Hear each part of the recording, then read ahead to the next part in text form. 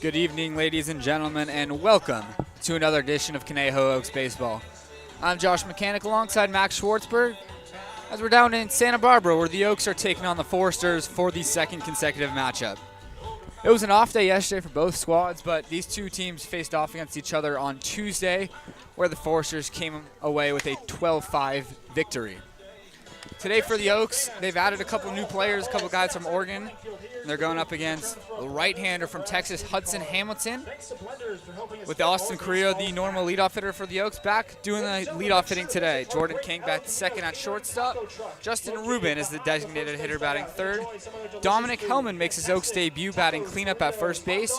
Reeve Boyd's in there again playing second today. Cooper Sheff back out there at third base. Marcus Galvan is doing the catching batting seventh. Jack Brooks is back for the Oaks this summer. He's batting eighth with Lucas Daniewicz rounding out the lineup. Well, we mentioned the Oaks fell on Tuesday to Foresters 12-5. It was tough for the Oaks to get the offense going in that one. So what did the Oaks have to do today to come away with the dub, Max?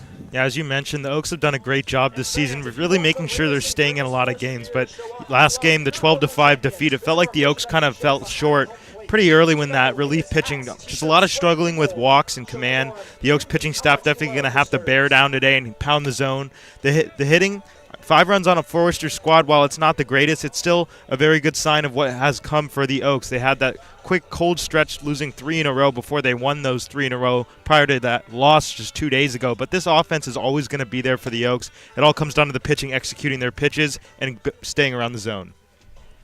Well, on the mound for the Oaks today is Ryan Humphreys, who's had some great success this summer. He's a left-hander. As Austin Carrillo steps in to lead things off for the Oaks, he's been hot to begin this summer, 11 for 25. That has him hitting at a 440 clip, slugging 600 with a 576 on base for Carrillo. Just the perfect leadoff hitter, as you mentioned, just his everyday spot. And Coach Solis knows day in, day out that he's going to give him some great at-bats at the top of the lineup. Carrillo in center field today as he takes ball one to start the game from Hudson Hamilton. Hamilton coming off his freshman year at the University of Texas. Got a decent amount of innings for a freshman. 11 appearances, 16 2/3 innings for Hamilton. And this is actually the second time that the Oaks are facing Hamilton this summer. It was a 5.4 ERA for Hamilton in those 16 innings. He falls behind Carrillo 3-0.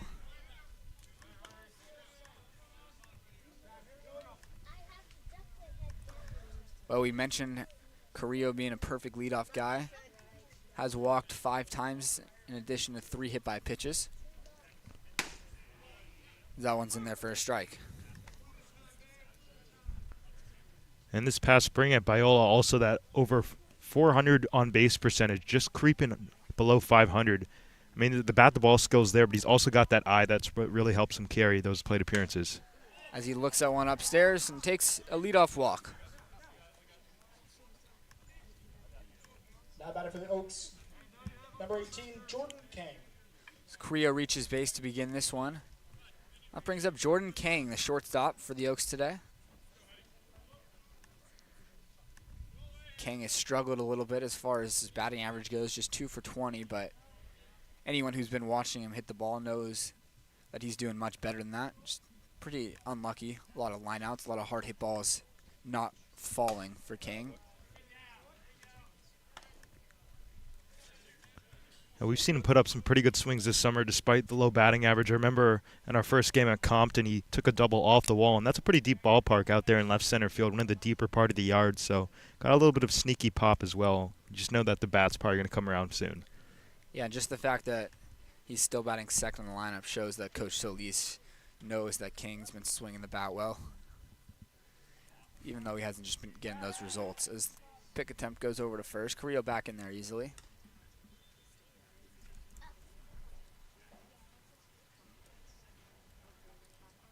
Beautiful day here in Santa Barbara. No clouds in sight. That one misses up and in to King. Hamilton has fallen behind both hitters now. Fell behind 3-0 to Carrillo, now 2-0 to King. Oaks in their powdered blue uniforms today. Foresters in white. The 2-0. Swung on and missed. Looked like either a really good slider or cut fastball. Couldn't tell, but it looked pretty firm, so maybe the cutter there. But a great spot for Hamilton. 2-1 the count to Jordan King. Carrillo on first. Nobody out here in the top of the first. That one's hit up the middle. Broken bat. D. Kennedy fields it, steps on the bag, throws to first, and it's a double play. Now batting number 39, Justin Rubin. Looked like it could have been a base hit up the middle, but off the end of the bat there, doesn't get through. And Kennedy steps on the bag and throws King out.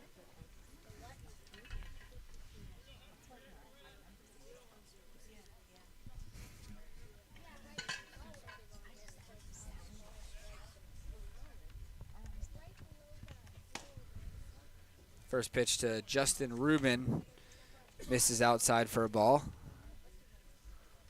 Rubin, the designated hitter for the Oaks today, which is where he'll be every time he's in the lineup this summer, having a shoulder injury that will not allow Rubin to throw. Once again, Hamilton falls behind 2-0. He was able to get King to ground do the double play, though, so nobody on, 2 outs. 3-0 the count to Justin Rubin. And even though he got that double play, it still looks like he's trying to find the field today. Really falling behind of every single hitter so far. The 2-0 to King, 3-0 to Carrillo, and now 3-0 here to Rubin. Justin Rubin, who's off to an excellent start, 4 for 7 with 4 walks as a member of the Oak this summer. He's already scored 5 runs. Obviously, it's just a few at-bats, but if you look at Rubin's splits, he's hitting .571 with a .750 on base and an .857 slug. Let's see if he's aggressive here on this 3-1 pitch. Rolls it foul. 3-2. Rubin asking the home plate umpire if that was a strike. Looked like kind of a borderline pitch, but thought he could do damage with it on that 3-1 count. Now he'll look to win every pitch here with 2 strikes. Payoff pitch. Rolled foul. Dominic Hellman waits on deck, ready to make his Oaks debut. Rubin making Hamilton work. Be another 3-2 count coming from Hudson Hamilton.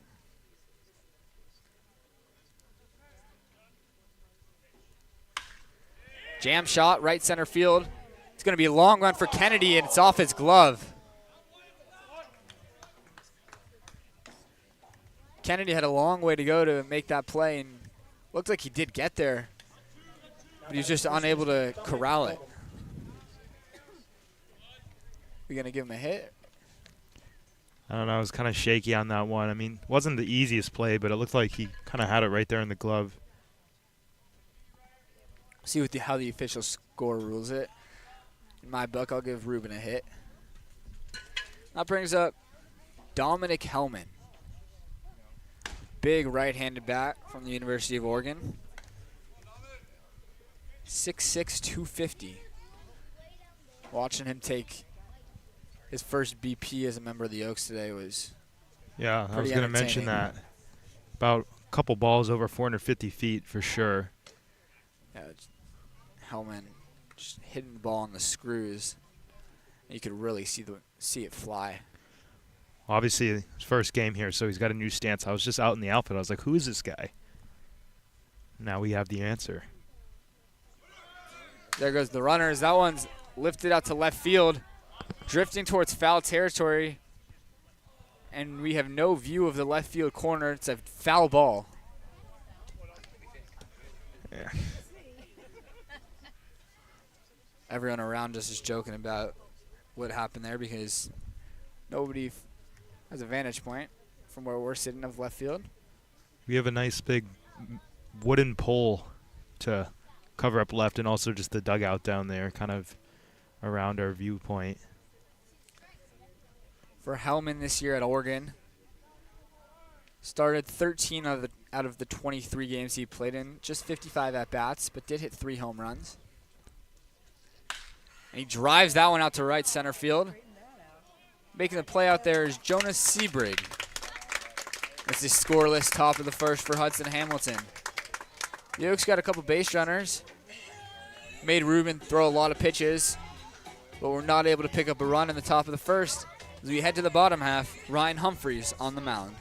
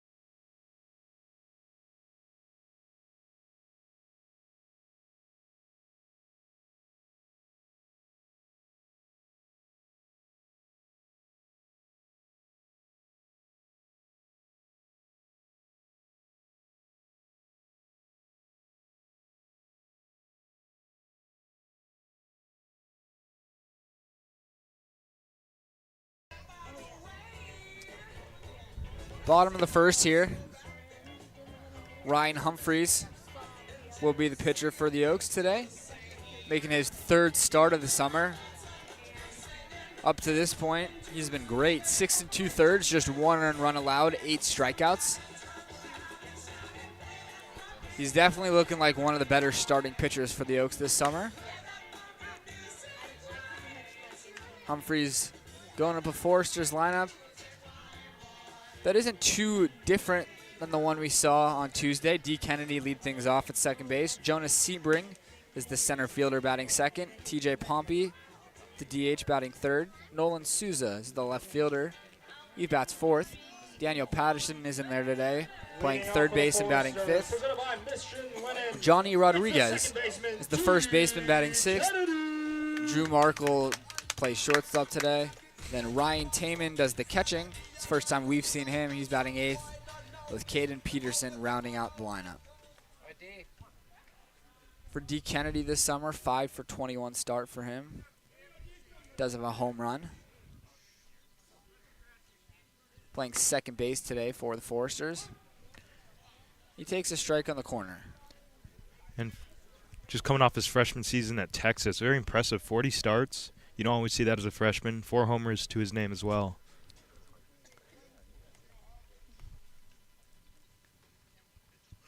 We've seen Kennedy show off his athleticism, playing both center field and second base for the Foresters. He's made a couple of really good plays at second base from what we've seen. Humphreys quickly gets Kennedy in an 0-2 hole. That's a sign. Fires. Misses up and away as Humphreys lets out a loud grunt on that one. Grunts on pretty much every pitch. You know, I remember last time I raised the question, does it change pitch to pitch on different types of, like, breaking balls? Because I would have the concern of tipping, but no, he's consistent with it, and he gets a lot of swings and misses. 1-2. Breaking ball lifted out to right field. Easy play out there for Lucas Danielitz. He plays right field today for the Oaks. We'll take you through the rest of the defense. Jack Brooks out there in left field. Carrillo in center. Lucas Danielitz in right. In the infield, Cooper Sheff at third, Jordan King at short, Reeve Boyd playing second, Dominic Hellman at first, with Marcus Galvan doing the catching for Ryan Humphreys. We saw Reeve Boyd starting out in left field during yesterday's contest, but today he moves to the infield playing second base. And you know what? We actually have that written down, but now that I'm looking at the defensive alignment, it's different from what we have written down. We have the lineup we were given. It was Sheff at third, King at short, Boyd at first, Boyd at second, but it actually, looking across the infield, Reeve Boyd is playing third. At short is Cooper Sheff, and then Jordan King plays second. So we didn't catch these. We didn't get these defensive changes, but just looking up at the defense, it's pretty clear. 1-1 the count to Jonah Sebring. That one's in there for a strike. Nice breaking ball.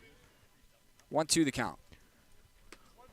Well, after that fly out to right field, you could see Humphreys kind of shaking his head. He thought that breaking ball to him caught a little too much of the plate. Definitely got to be careful here with Sebring. 7 homers this past season at UCSB, so don't want to leave anything in the zone with the favorable pitcher's count. He's also 6 for 11 this summer with a couple of home runs is Jonah Sebring. Good for a 1,000 slug already. Definitely not a guy you want to mess with at the plate. Humphreys has him 2-2.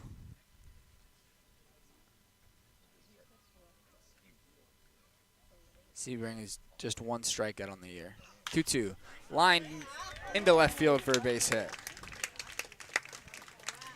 Past the outstretched glove of Boyd at third. And it's the first hit of the ballgame for the Foresters. Brought to you by BMW of Santa Barbara. Designated hitter TJ Pompey. That brings up the DH in this one, TJ Pompey.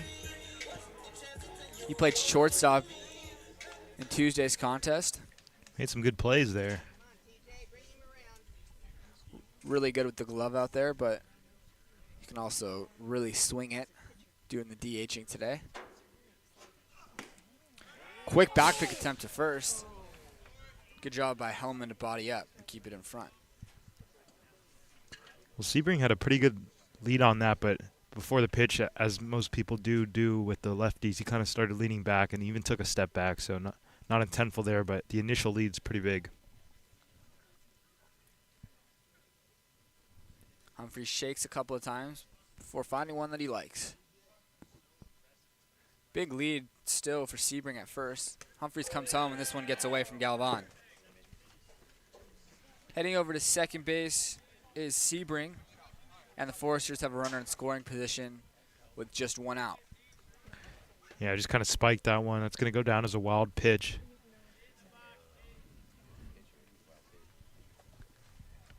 Now it's 2-0 to the dangerous TJ Pompey. Sebring at second.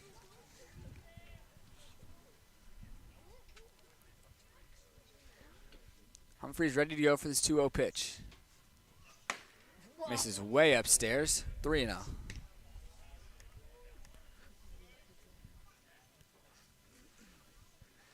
Galvan nearly had to leave his feet to catch that one. Wouldn't be surprised if he has the green light here. We know what he can do with the stick. Yeah, which also wouldn't surprise me if Humphreys throws a breaking ball here. Fastball up and out of the zone. Humphreys takes a 4-pitch walk. No harm, no foul, though, for Humphreys. Now batting brought to you by Howard and Trish Cantor. Number 3, left The fielder, double play is now set up. Souza. It's the left fielder, Nolan Souza, up there. It's a 4 for 12 start this summer for Souza. Has also walked 5 times. He's up there now with 2 men on and 1 out. It's first pitch breaking ball. Souza spits on it. 1-0. Had a pretty good game just 2 days ago against the Oaks. 2 hits, on base 4 times, and 2 RBIs. So he's been kind of a pest for the Oaks, trying to retire him. It's a tough lefty-lefty matchup against Humphreys, who steps off, throws to second. Not in time to get Sebring. Good idea, though. Sebring has been very aggressive with his leads on the bases. Humphreys will gather himself and focus on Souza.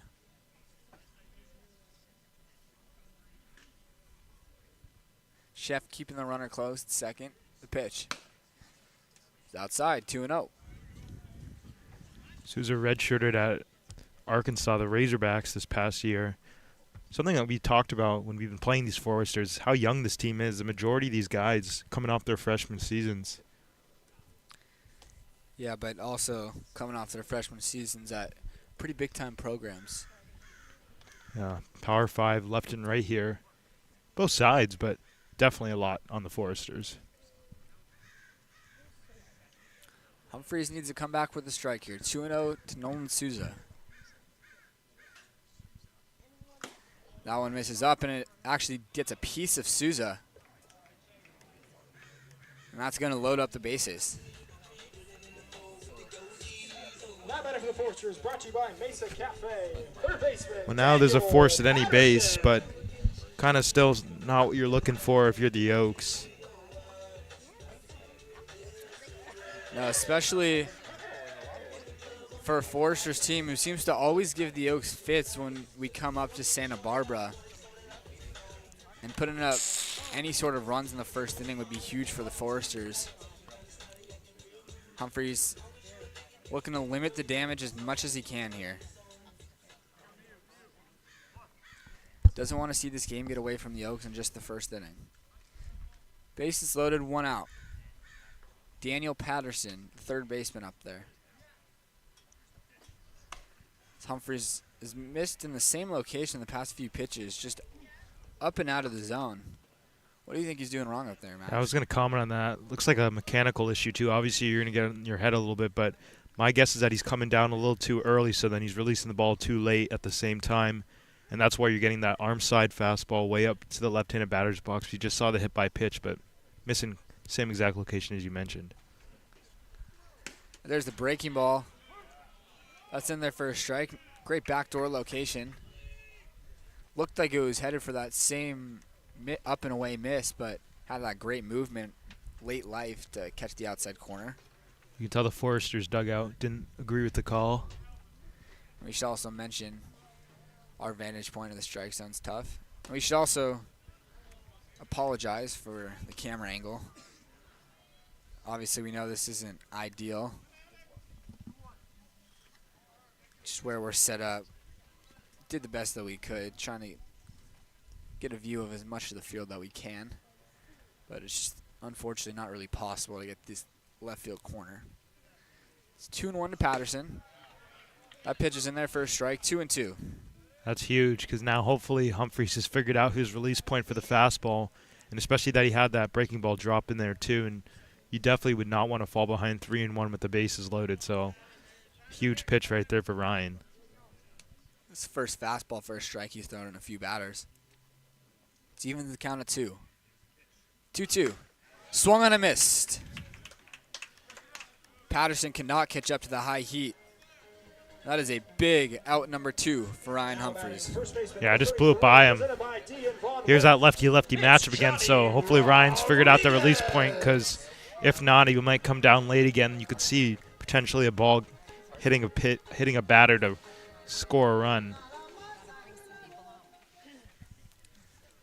Johnny Rodriguez, 6 for 21 start for him this summer.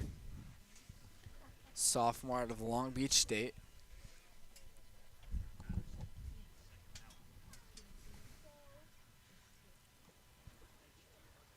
First one's in the dirt. It's a great stop from Galvan. Coming down the line is Sebring. The throwback to third is not in time.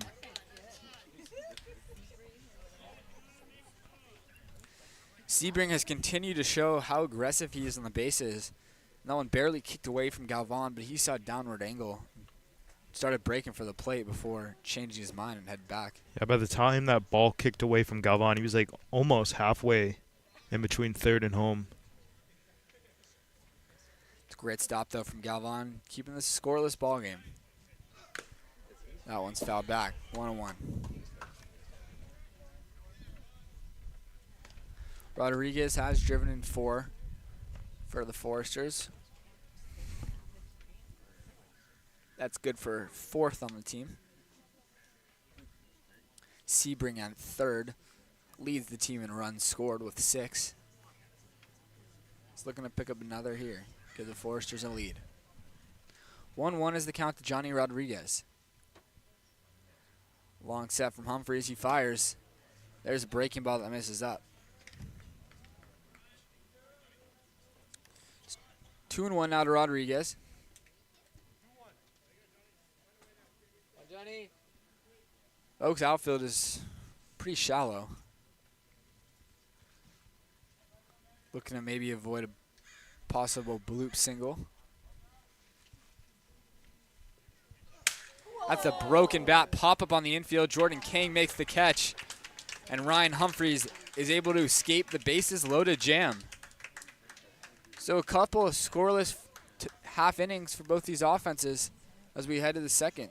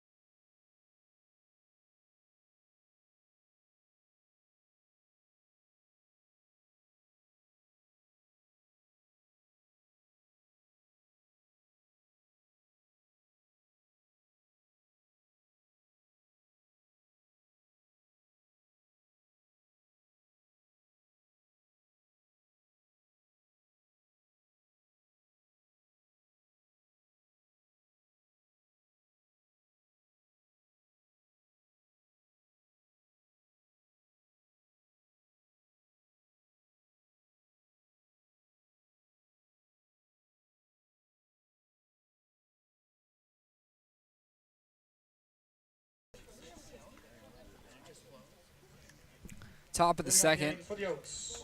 Number 5, second baseman, Reeve Boyd to lead things off for the Oaks.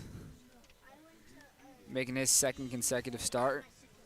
Moving from left field over to third base.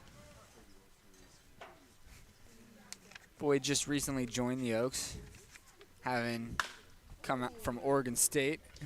He grounds one to shortstop. It's a long throw and a very strong one from Drew Markle to retire Boyd on the first pitch. Now batting number 32, third baseman, Cooper Chef. Ball was chopped toward the 5-6 hole, and Markle really had to get that one across the diamond quickly as Boyd's got good speed going down the line. That was a strike over to first base. Brings up Cooper Chef. Wearing number 32 in today's game.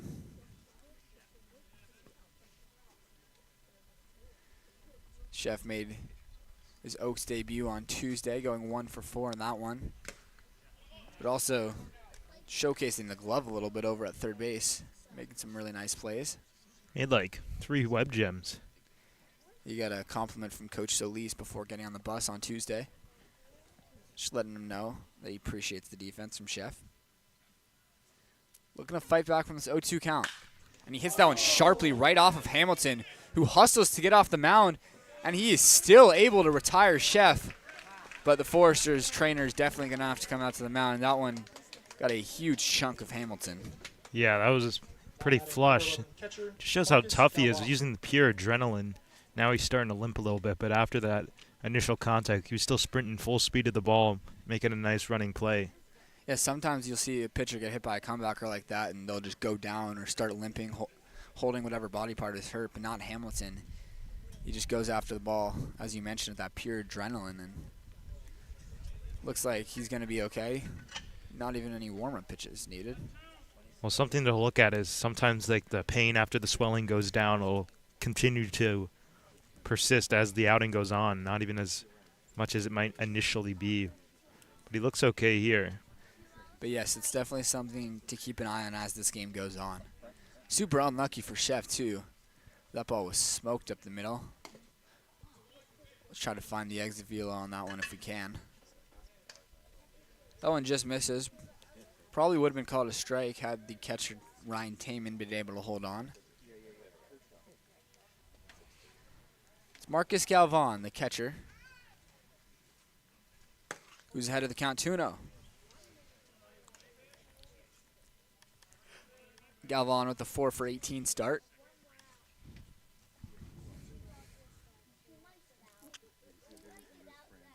He's done a great job behind the plate, commanding that backstop for the Oaks in the games that he's been starting. There's the 2-0 breaking ball from Hamilton. So he throws first strike. Looks like the back door. He's catching the corner. 2-1 to Galvan. Smacked foul. 2-2.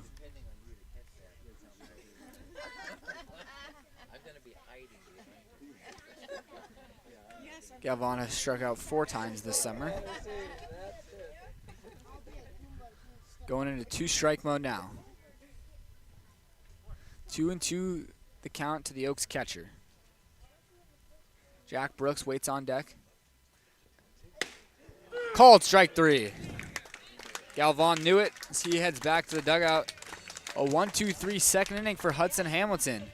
As we head to the bottom half, still scoreless.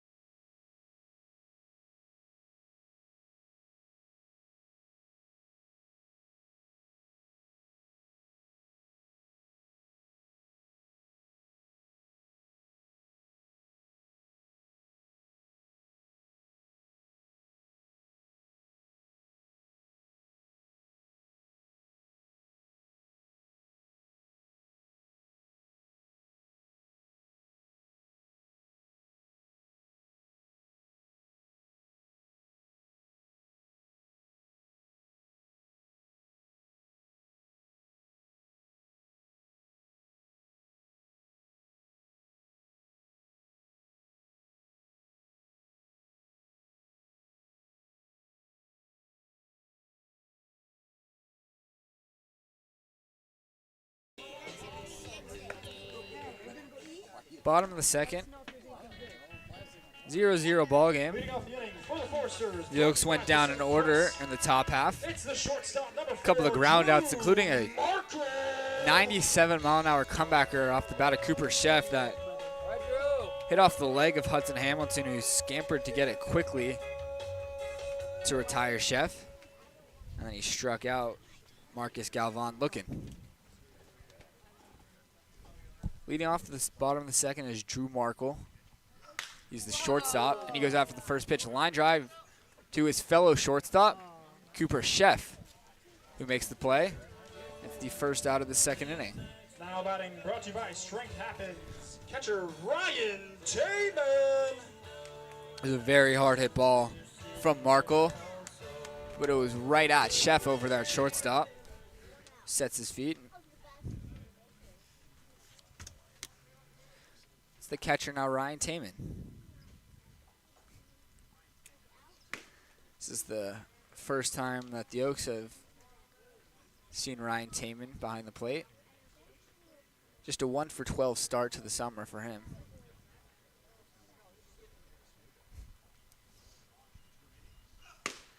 That one's in there for a strike.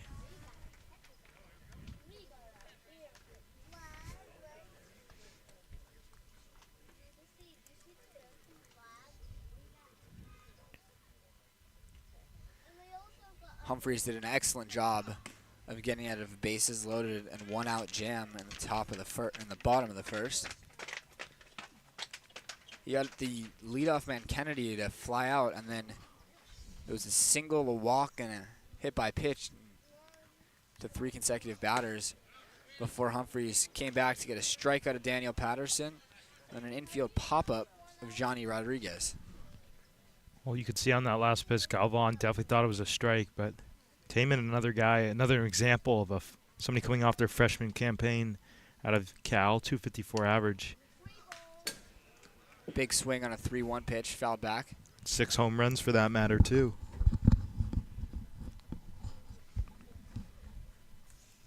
Can certainly swing the bat.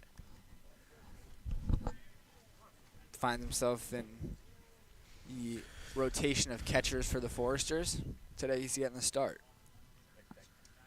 Payoff pitch on its way from Humphreys. It's outside, ball 4.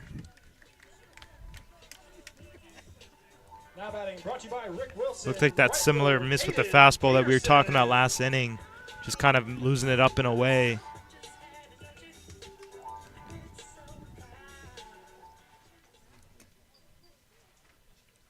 Caden Peterson up there now, the 9-hitter for the Foresters, but a blistering 5 for 11 start to the summer for him. That one misses upstairs. Peterson 5 for 11. All 5 hits have been singles. So the Foresters, you have to imagine, see him as a second leadoff man here in the 9 spot. That one misses upstairs, 2-0. You tell Ryan's frustrated with himself after that last one. Looks like he's still just trying to settle into this outing even though we're scoreless. Yeah, once again, it was just that same miss that we've been talking about, so you have to imagine that's what's frustrating Humphreys, and he locates that one perfectly on the corner, 2-1.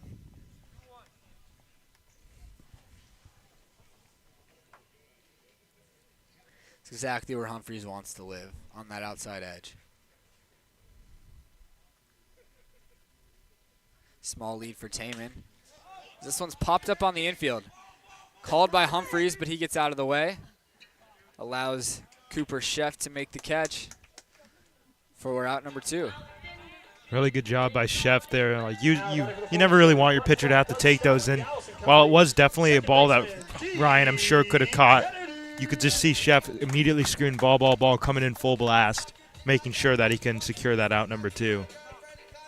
Yeah, as a coach as well, you always feel more comfortable having your shortstop catch a pop-up rather than your pitcher.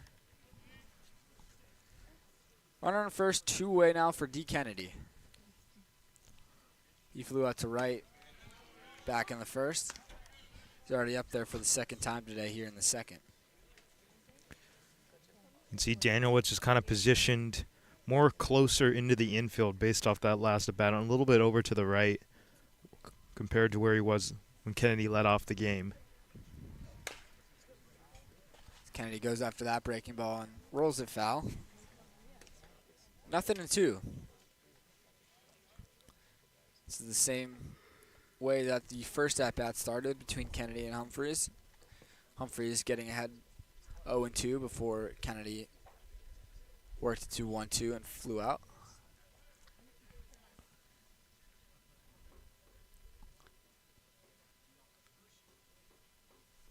Humphreys ready for his 0-2 delivery.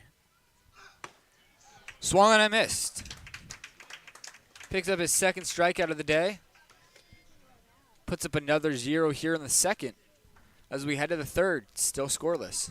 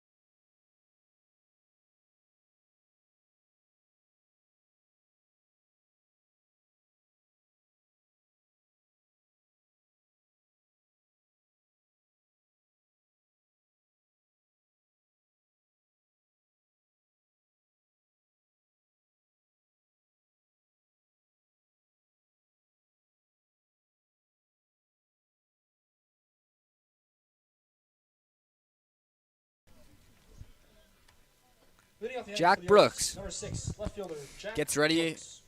to make his 2024 Oaks debut. If you remember, Brooks was a member of the Oaks 2 summers ago, going into his freshman year at the University of Oregon. He redshirted his freshman year, and then as a redshirt freshman last year, appeared in 28 games, 17 at-bats in those games, hit .294. Talked to Brooks a little bit today when he arrived about his year. Just said that he had a lot of fun this year, felt like he had a good year, and I'm sure next year he's going to make that big jump for the Oregon Ducks. You know, Brooks, very versatile as a defender, normally a middle infielder, but today he's getting the start out in left field.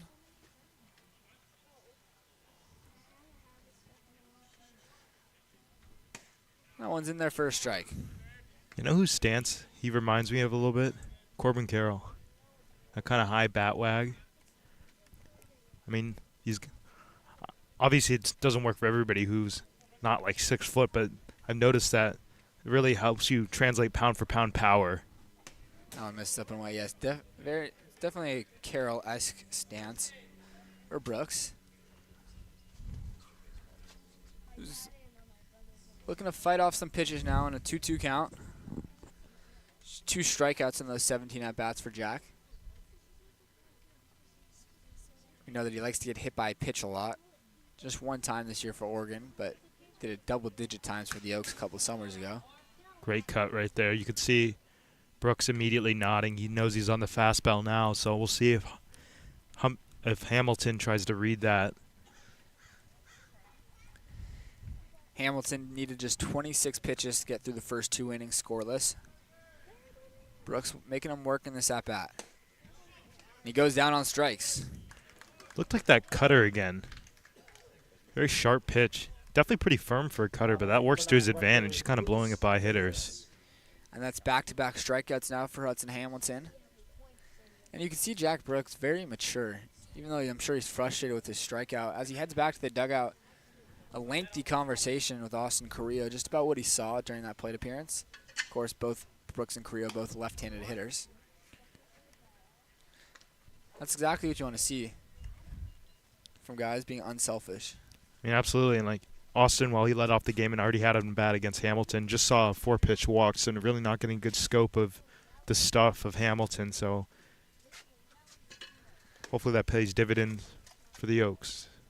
It's 2-0 the count to Lucas Danielewicz. He got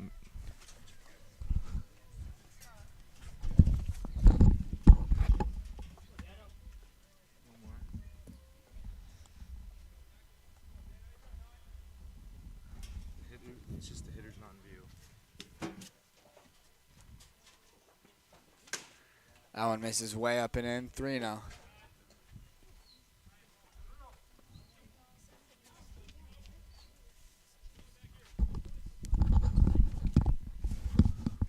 We also apologize for the camera getting knocked over a little bit. Obviously, as you can see, a lot of people walking and hitting the camera. That one's in there for a strike. Danielewicz threw his bat away. You know, that's not going to make the home plate umpire happy. This is the top of the zone strike. 3-1 now. Carrillo waits on deck. Make it hurt, Lucas.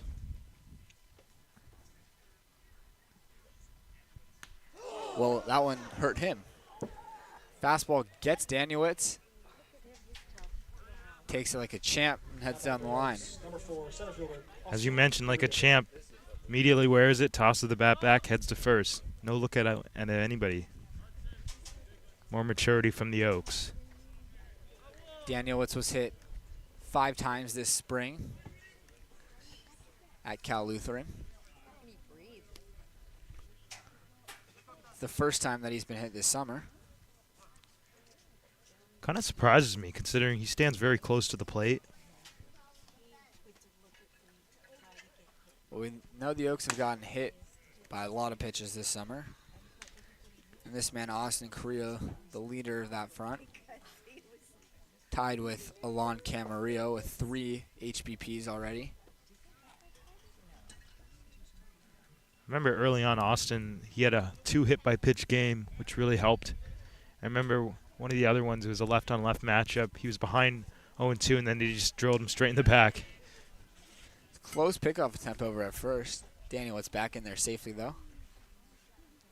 Pretty quick feet up there on the mound for Hamilton, if I do say so myself. Not a bad move, especially coming from the right-hander.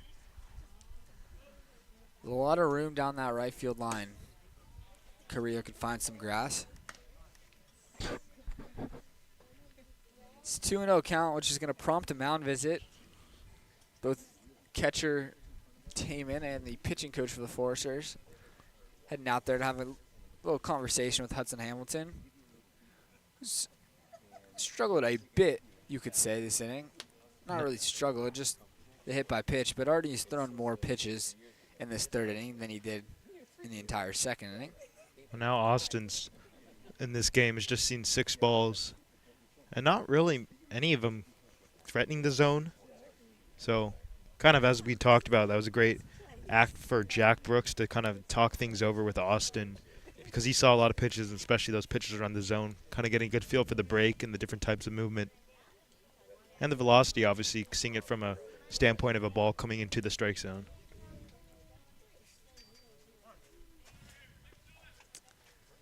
After the mound visit, it's 2-0 to Carrillo.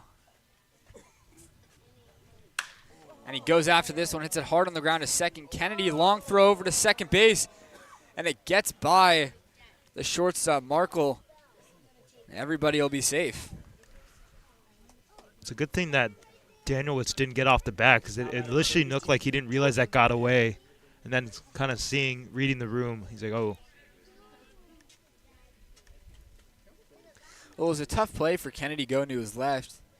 You have to wonder if maybe this better decision would have been to just get the shirt out at first base, but yeah, tried to make the really difficult play, and the throw just pulled Markle off the bag a little bit. He wasn't able to make the catch. Well, and his momentum was going the other way. Kane goes out for the first pitch, fouls it into the street. So would you say a single on that for Austin or a fielder's choice? I have it as a failed fielder's choice. That's what I got. It's a hard hit ball, though, from Korea.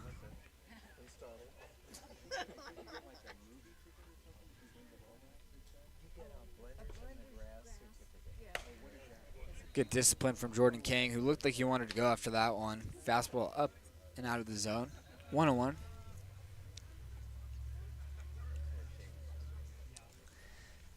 See if the Oaks can take advantage of the misplay by D. Kennedy.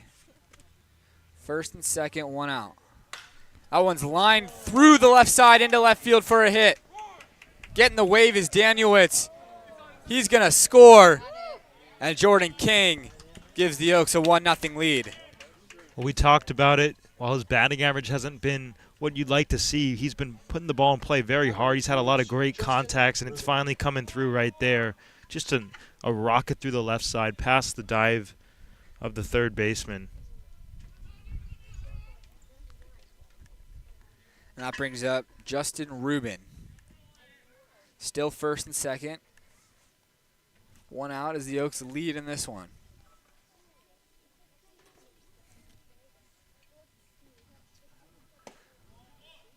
Rubin takes what we think is a cutter off the plate for a ball.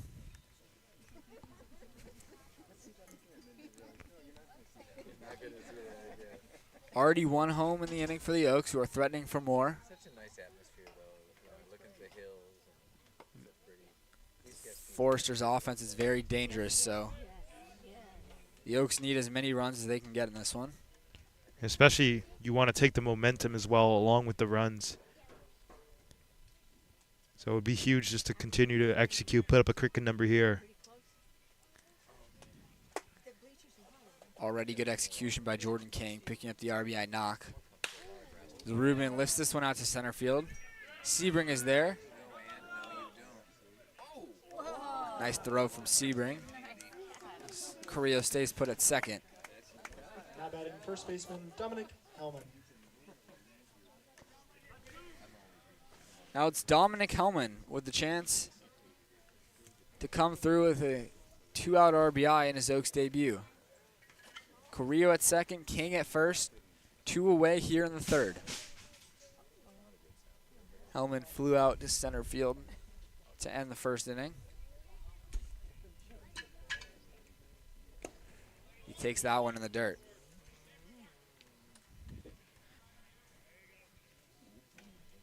Hellman, a very powerful bat up there. See the Foresters outfield backs up a little bit. Respecting the pop of Hellman. You like pickle relish on your hot dogs? You and me, we're the only ones. Nobody likes it. My wife can't see it. He goes after that breaking ball and fouls it away. Ooh, right off the top of the car. It's not happened in both games we've been here. Ball hits a car. We've seen 2 broken bats today and a car struck. You only wonder what's coming next.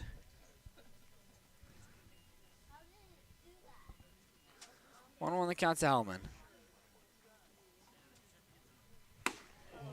It's a good pitch there from Hamilton. And Carrillo is caught in no man's land between second and third.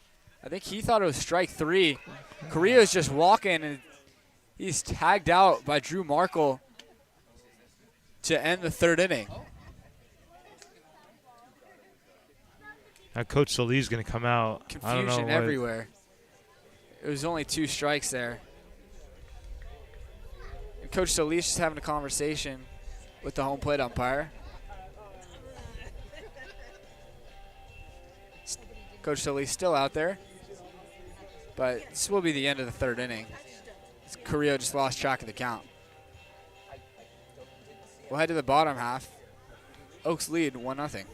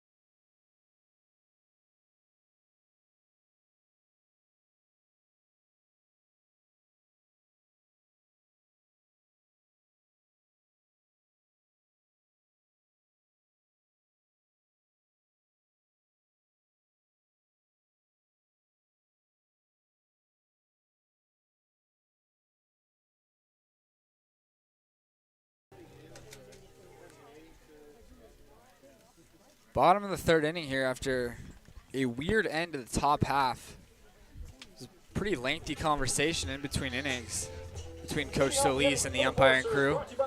Just wanted to clarify what went down, but from our understanding, it was just Austin Carrillo lost track of the count. Thought it was strike 3, so began his walk back to the dugout.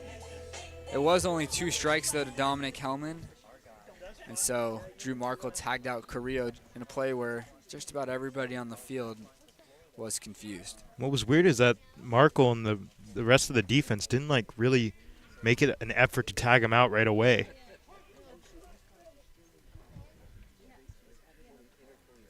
That one's in there for a strike. To Jonas Sebring.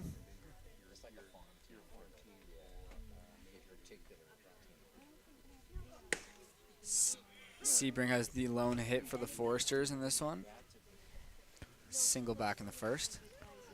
Really good backdoor breaking ball right there for Humphreys. If he can get a good feel for that, these Foresters hitters might have something struggling, looking too ahead. It's 0-2. Pitch. It's fastball outside.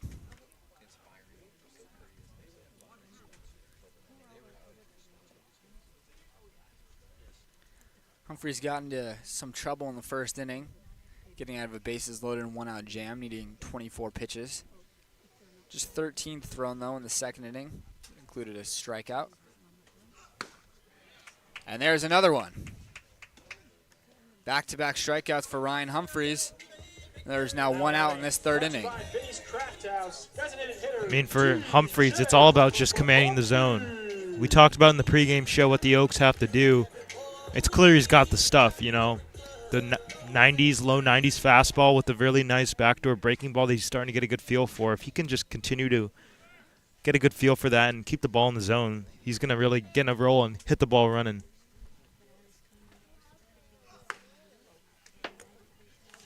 There's the miss on a fastball.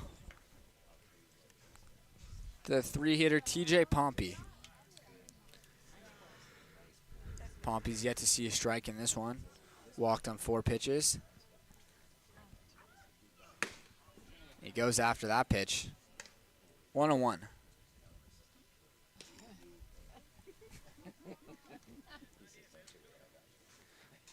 Pompey coming off of his freshman year at Texas Tech.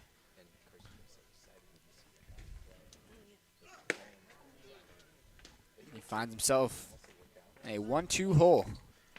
Same result, just getting the fastball blown by him. Saw that in the last at bat with Jonas Sebring. Well, Humphreys shakes here. We'll see if he doubles up or goes something else. Looking to punch out his 3rd consecutive hitter.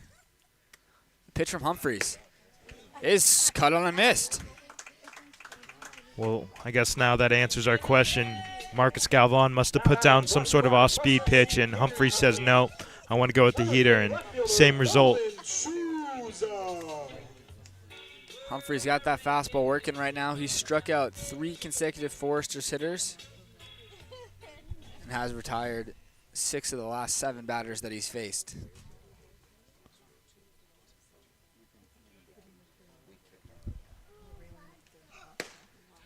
That one's at the top of the zone for a strike.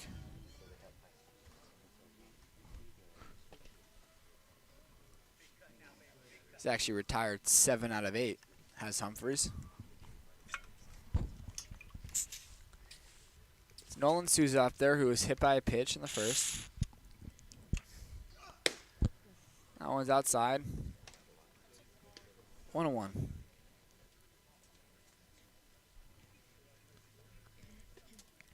See how long Humphreys is going to be allowed to throw today. We haven't seen an Oaks pitcher pitch past the 4th. 37 pitches through 2 for Humphreys, but he did strike out the first 2 batters of this third and now has Souza in a 1-2 hole. You can see Souza pretty frustrated with himself. That was the front door breaking ball, and he jumped out of the way thinking it might hit him. It's such a hard thing for left-handed batters to understand that that ball is going to go back into the zone. That one's outside, 2-2. Humphreys looking to strike out the side. Strike out his 4th consecutive hitter. It's 2-2 the count on Souza.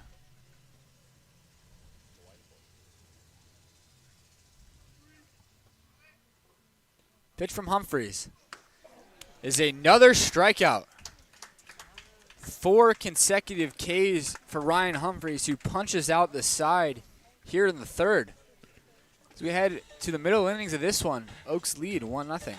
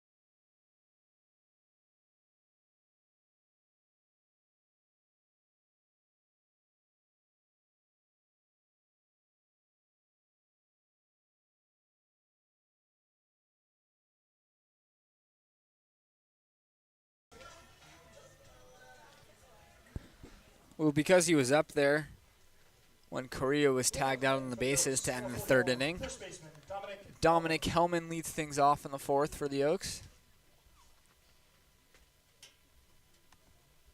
Hellman flew out to center field in the plate appearance that he finished back in the first.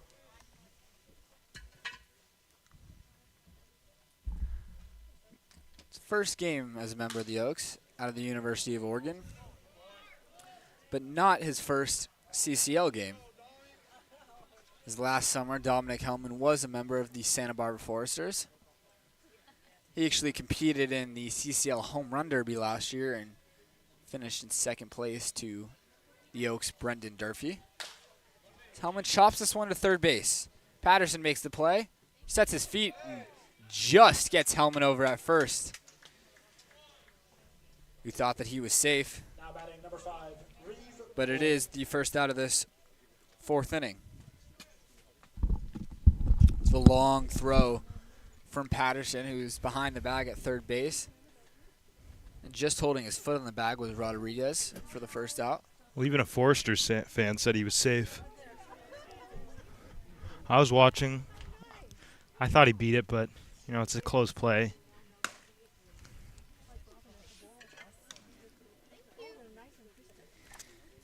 Brings up Reeve Boyd, who grounded out to short in the second.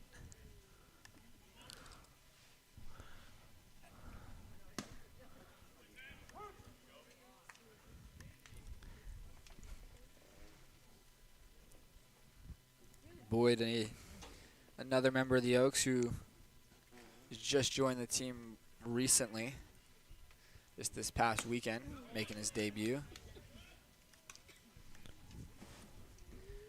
3 through 6 in the Oaks lineup today. All have less than 10 at-bats coming in today's ballgame.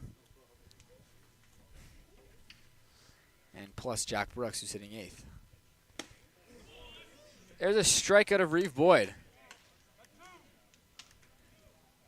Now batting number 32, Cooper. That's the third one of the ballgame for Hudson Hamilton, and the second out of this fourth inning. Brings up the shortstop, Cooper Chef. He was robbed of a hit in the second inning. Then he went sharply back up the middle. That hit the leg of Hamilton, and he was able to make the play and throw out Chef.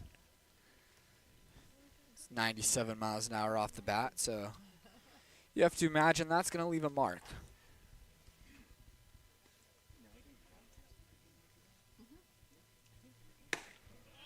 Hamilton looking for his second 1-2-3 inning of the game. Walked a guy and hit a man in the first. Walked, hit a man, and gave a single in the third, including a run for the Oaks. But it was a 1-2-3 second with a couple of groundouts and a strikeout. Looking to do the same thing here in the fourth. as he's got Chef in a 1-2 hole. He's really starting to get a good feel for that fastball, kind of what we saw from Ryan Humphreys last inning, but he's really staying around the zone, and as we could see, that's giving the Oaks hitters some struggles. Chef looking to stay alive, and he goes down swinging. Nice breaking ball there from Hamilton, who puts up a 1-2-3 fourth inning. As we head to the bottom half, Oaks still lead 1-0.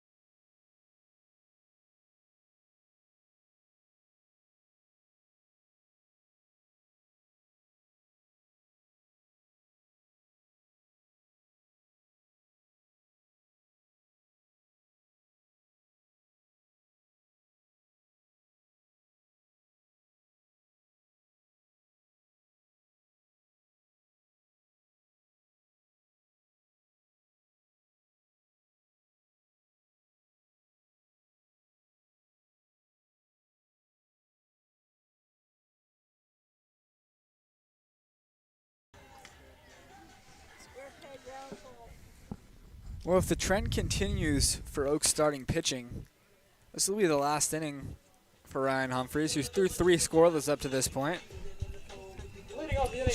Has struck out the last 4 hitters for 5 strikeouts overall. 50 pitches through 3 innings so far for Humphreys. See if this is his last or Coach Solis allows him to go another. We'll be facing 5, 6, and 7 in this Foresters lineup. As the first pitch is driven out to right field, Daniel gets into the corner, and he makes the catch. 1 pitch, 1 out to begin this 4th inning for Humphreys. While it may have been routine, those balls towards the line, especially from righties, always a little bit more difficult than you would think, just tailing away from Danielwood. So he really has to make a good effort to get around that ball and haul it in. That's big for Humphreys, getting the out on the first pitch.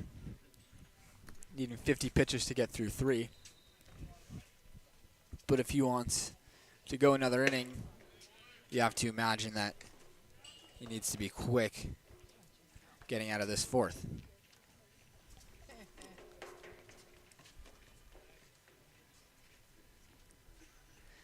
Humphreys has retired 9 of the last 10.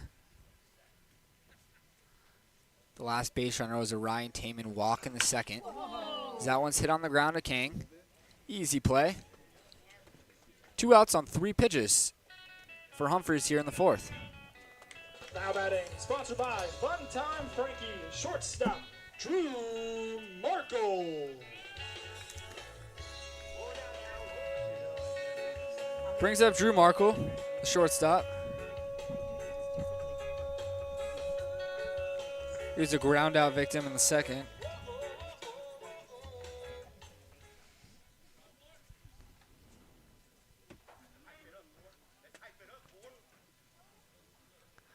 Marco playing shortstop today for the Foresters.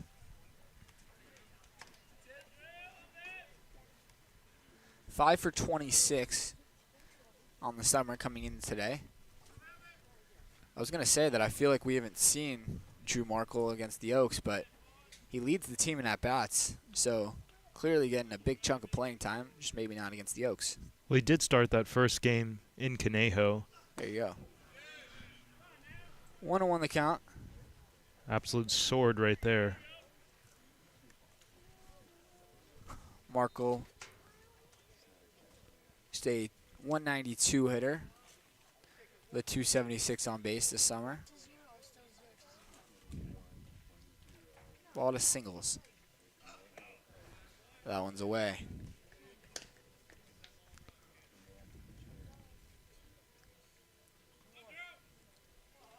A lot of these Forsters like wearing the high pants.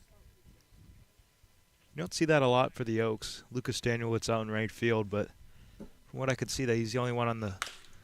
That one's chopped to the left side. Cooper Sheff is there, sets his feet. It's a high throw, but Hellman makes the catch, keeps his foot on the bag, and it's another 1-2-3 inning for Ryan Humphreys, who is now retired 8 in a row and 11 of the last 12 batters that he's faced. We head to the 5th inning of this one. Oaks lead 1-0.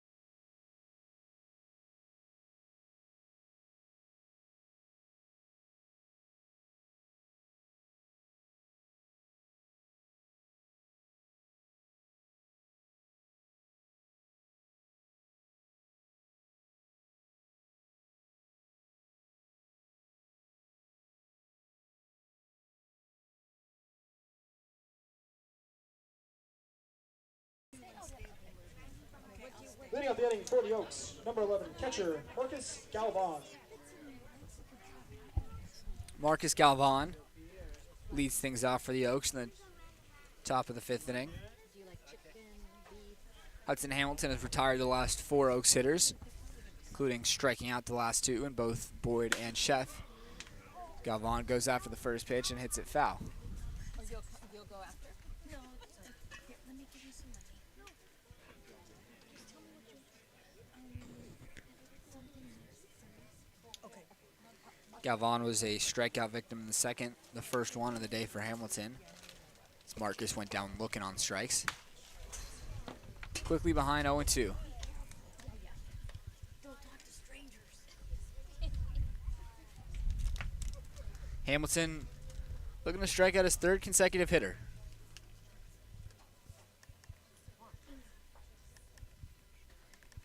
Galvan in his 2-strike approach. There's a backdoor breaking ball, and Galvan goes down looking for the 2nd time today. It's 3 consecutive strikeouts for Hudson Hamilton. 5 overall today for him. And that brings up Jack Brooks. Brooks was a strikeout victim in the 3rd in what was his first at-bat of this CCL season. Playing left field today for the Oaks as Brooks looks to drop down a bunt, pulls back. It's called a strike. I want to apologize for the scoreboard right there. Had us at 1 to -6. Our system's a little bit faulty, and sometimes we don't realize right away that it just does that for no reason, if I might add. That one's hit foul off the batter, Brooks. 0-2 the count. Jack looking to avoid going down on strikes in each of his first 2 appearances this summer. Hamilton looking to strike out his 4th consecutive hitter. Upstairs, Brooks just able to hold up. Really good location from Hamilton. Looking for a chase there, but he also could have potentially gotten a called strike 3. Good discipline from Brooks. 1-2. Is hit on sharply up the middle for a base hit. It's a great swing from Brooks right there. Jack Brooks opens up his account this summer. Now batting right fielder number That's 9, his first knock. Daniel Witz. It's a 1-out single for Brooks. A laser up the middle. Like to see the exit velo on that. Now the Oaks have some speed on the bases. Danielwitz swings and misses at that one.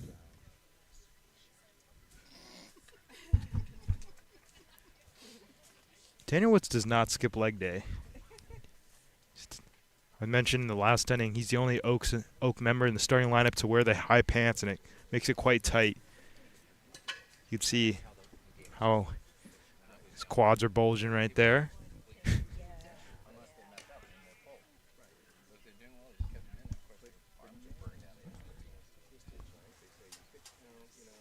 Danielwitz scored the only run of this ballgame, getting hit and then coming around to score.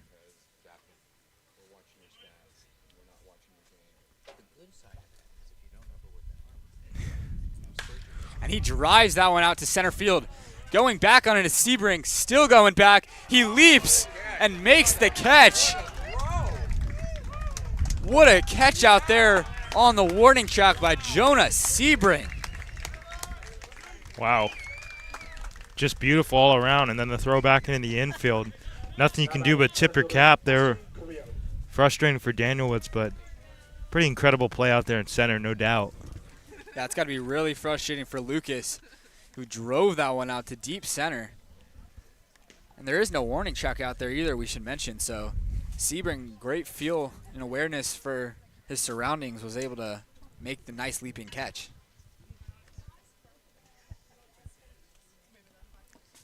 Yeah, people don't tend to realize how important morning tracks are. Like out there in BP today, Austin was telling me, Austin Carrillo, who's hitting right now, just the difficulties of kind of, you have to, instead of just kind of sensing the wall, you have to really take a peek out of it when you have the warning track out there for you usually, especially at home back in Thousand Oaks.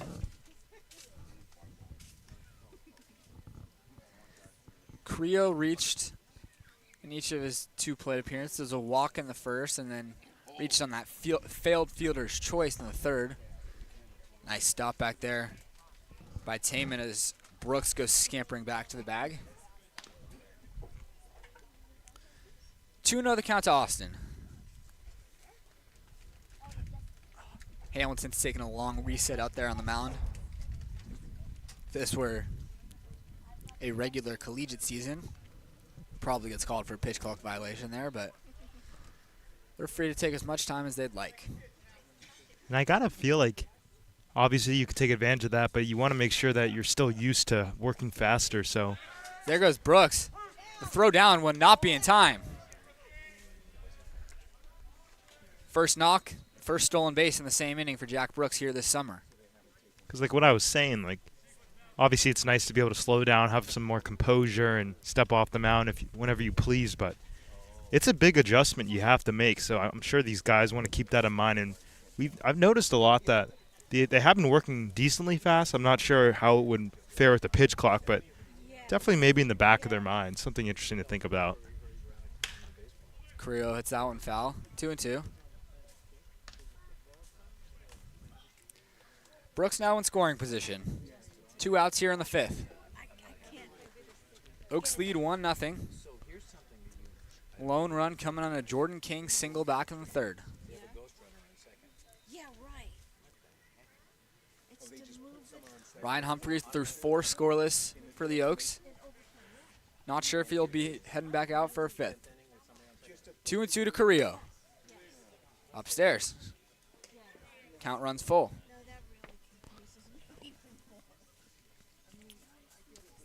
Hamilton fell behind 2-0 in this at-bat before getting back to even at 2-2. Now Carrillo works it full. Jordan King waits on deck. Brooks on second. Hamilton looks towards him once, comes home. Pitch.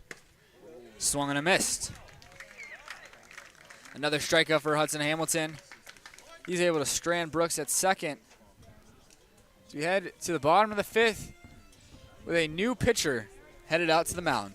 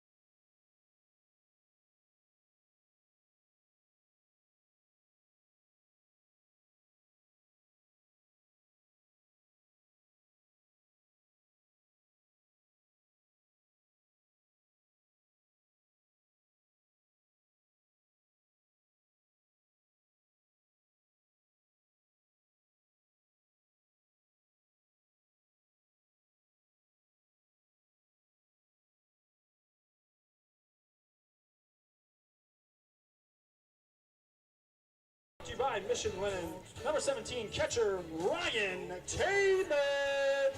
Ryan Humphrey's day is done after 4 scoreless innings of 1 hit baseball. No runs, 2 walks, 5 strikeouts for Humphreys, who ended off his day retiring the last 8 batters he faced, and 11 of the last 12. He makes way for Reagan Gale.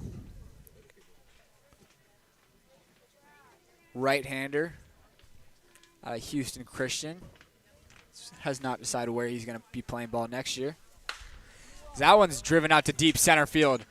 Carrillo heads back on it. Looks like he's there. He makes the catch. It's a long out, number 1.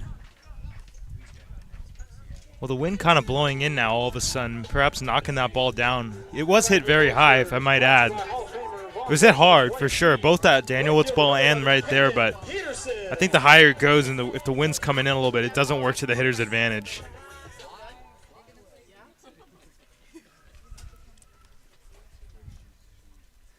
Brings up Caden Peterson. That one's a ball.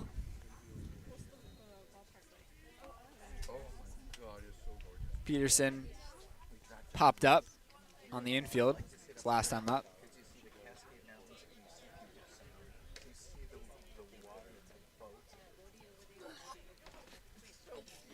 Very different game, this one, than the one we saw up here on Tuesday.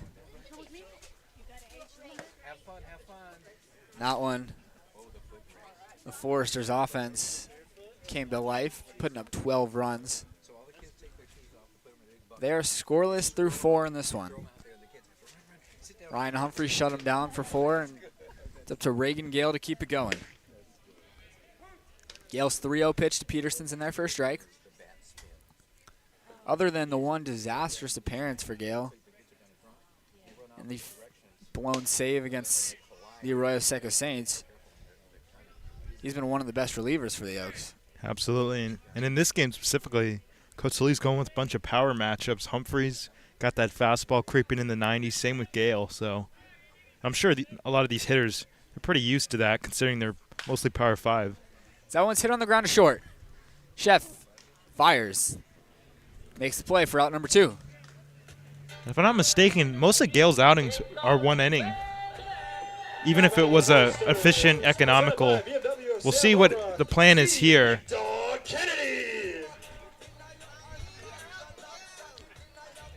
That was a great job, too, from Gale to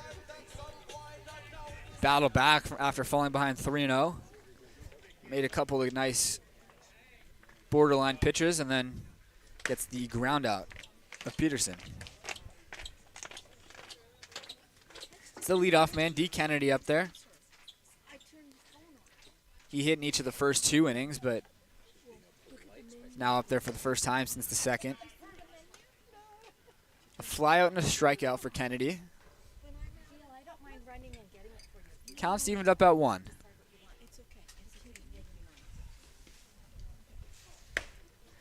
That one's upstairs, 2-1.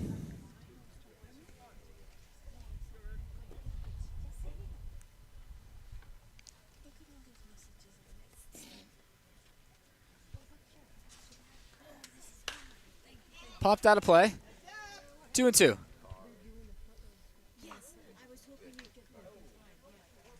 It's become an event now on foul balls hit towards the street for all the spectators to really hope that it doesn't hit a car, because 90% of the time any ball hit to the street here we've seen gets a big chunk.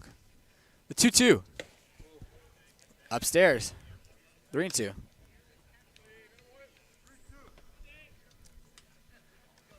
Gale looking to avoid walking Kennedy. The pitch. Swung on and missed. Oaks pitching has now retired 11 consecutive hitters, including 14 out of the last 15. As we head to the 6th, Oaks leading 1-0.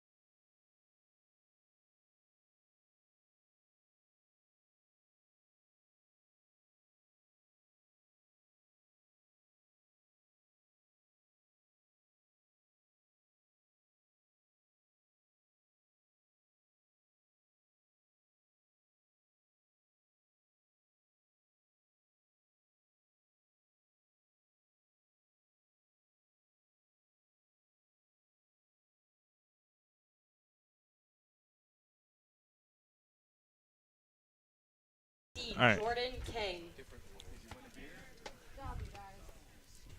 Top of the 6th inning here.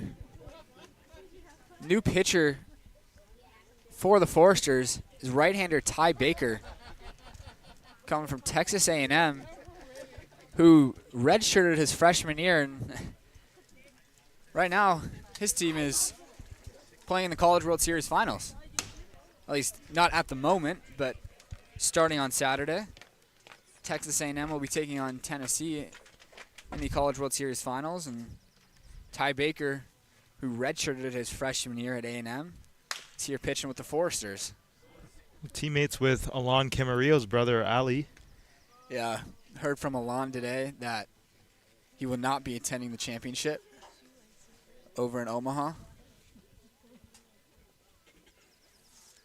1-1 the count. Jordan King, who is the only RBI in this one. A line drive single into the left field. I have the honor of being roommates with Alon, and I remember last night you can hear him through his door screaming as Texas A&M hit a home run. This one from King is popped into right center field. Plays made out there for Sebring. One for Alon. It's not like his brother just goes to Texas A&M. He's the starting shortstop. Yep. So of course, Alon is very much invested in how that final goes.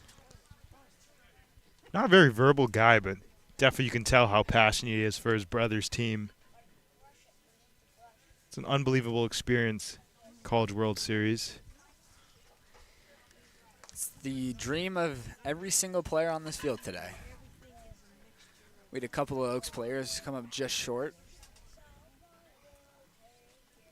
Next 3 hitters for the Oaks after Justin Rubin all played in a super regionals. Rubin check swings that one back to the mound. Baker tags him out. It's 2 quick outs here to begin the 6th. Now batting for the Oaks, number 41, first baseman. Here's one of those guys who just played in a super regional, Dominic Hellman. Making his Oaks debut out of the University of Oregon. 0 for 2 today with the fly out and a ground out.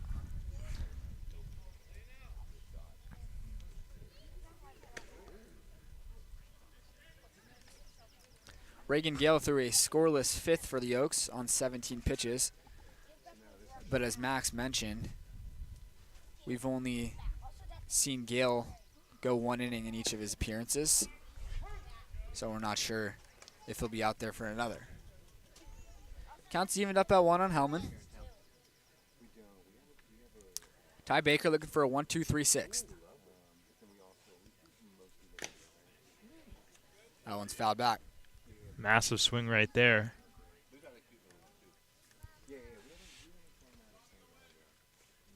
Most certainly have to shorten up here with the 2-strike count.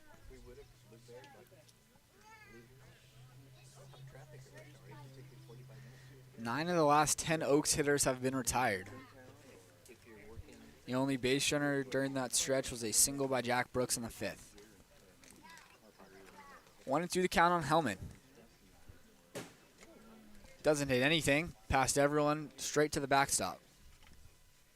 2-2.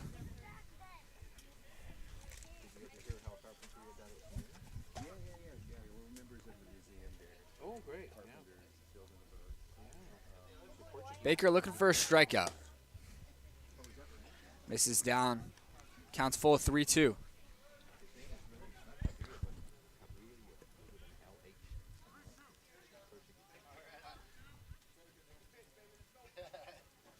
Payoff pitching coming to Dominic Hellman. It's a breaking ball. That's called strike 3. Top of the zone, ruled a strike. Some frustration coming from the Oaks dugout. But Hellman goes down looking as he was starting to make his way towards first base. As expected, Reagan Gale's day is done. It's Charlie Decker in to pitch for the Oaks.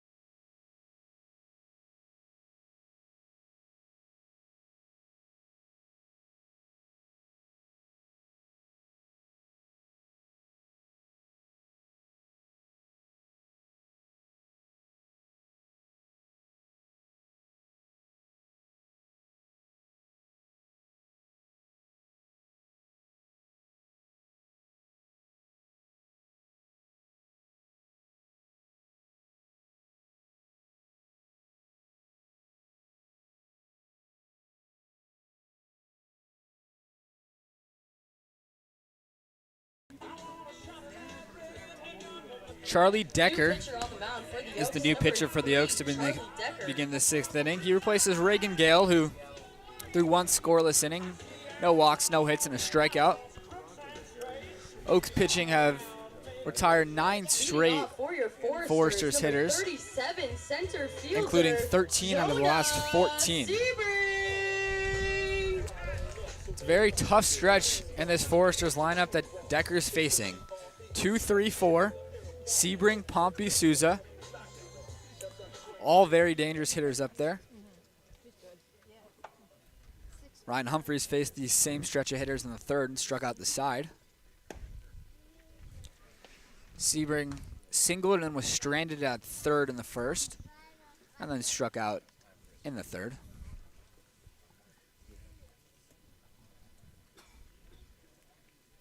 Still a 1-0 ball game here in Santa Barbara. That one's driven a deep left field and foul. You could tell he's on the fastball there, just well ahead. Got fully extended. Charlie Decker, this will be his 3rd CCL appearance for the Oaks. 3 1/3 scoreless up to this point with 5 strikeouts. He's not going to light up the radar gun, but knows how to locate his pitches and mix them up. That one's out of the zone, 2-1. Long time since he was last out. It was just a couple Sundays ago against the Saints.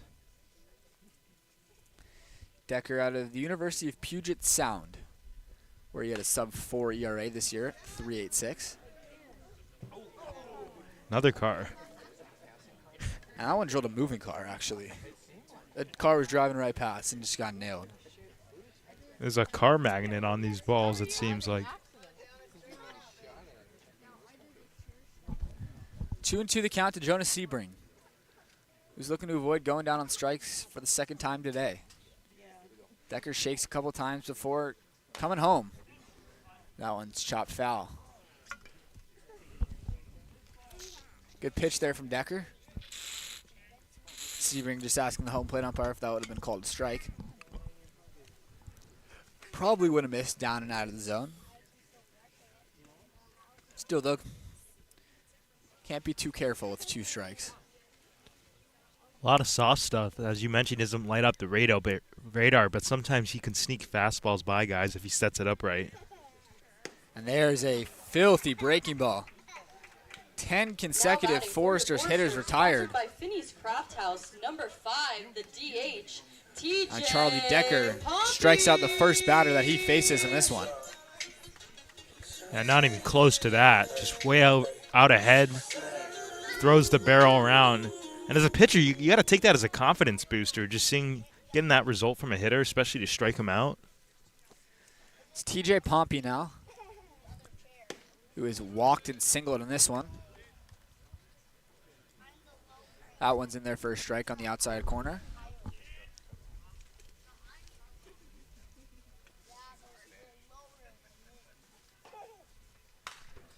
Pompey swinging away.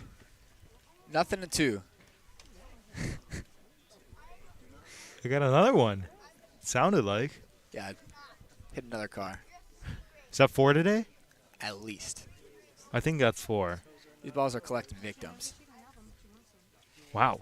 0-2 to Pompey, who rolls one over to the left side. Going over is Boyd, making a long throw on the run. And it is in time to get Pompey. Now batting for your Foresters, number 3, Tough the play left fielder, by Reeve Boyd. And it was very close over there at first base. But the throw just beats Pompey. And that is now 11 consecutive Foresters hitters retired. Well, no room for error there for Boyd. Excellent play. Pompey's moving down that baseline. He did a good job. It was to his left. Sometimes you don't have the best momentum while he was on the run, but having to go to his left instead of kind of straight toward first base. Nolan Souza, who's already been hit by a pitch today, looked like he was ready to wear that one, but it just misses him inside. Souza struck out and was hit today. That one's in there for a strike, 1-1.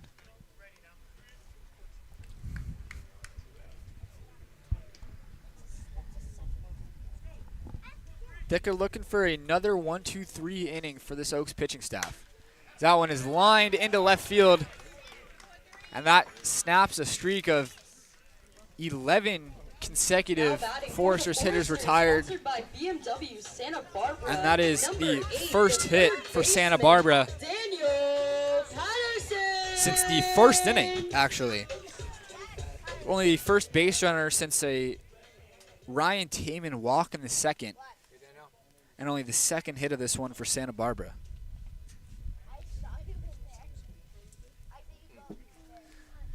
Tying run now on board. Daniel Patterson up there. The Oaks just got to make sure they don't get complacent. I mean, it's one of those games. It's 1-0, but it definitely feels like the Oaks have a larger lead. Definitely not a lot going on for either of these offenses. Just one run total here with 2 outs in the bottom of the 6th. That one's popped up shallow right field. Daniel Witz settles under it. He makes the catch. And despite the 2-out single, Charlie Decker gets out of the 6th inning scoreless. And the Foresters have now gone down 16 of their last 18 hitters. So we head to the final 3 innings of this one. Still a 1-0 ball game.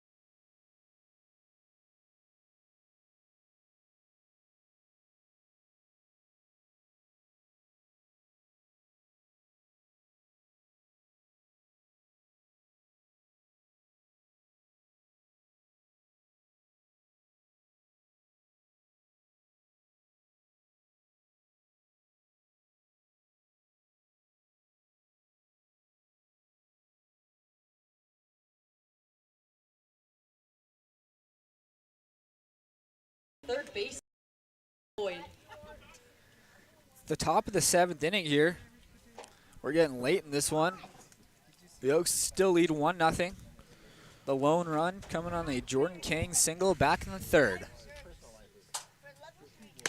Oaks pitching has retired 12 of 13 and 16 out of 18. Looking for some insurance runs now from the offense. Reeve Boyd leads things off here in the 7th. Counts evened up at 1 on Reeve.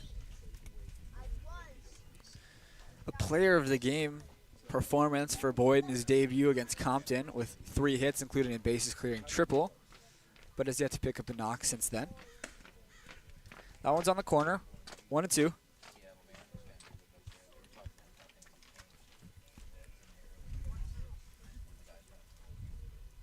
Boyd looking to avoid going down on strikes for the 2nd consecutive plate appearance. Fouls that one back. Good swing.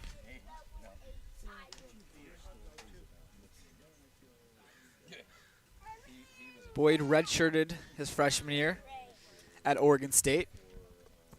So he's getting his first live at-bats in quite some time. That's what makes his debut on Saturday extra impressive. So he hits that one to the right side. Johnny Rodriguez, the first baseman, heads over, and he takes his time getting the bag and is just able to get Boyd in time.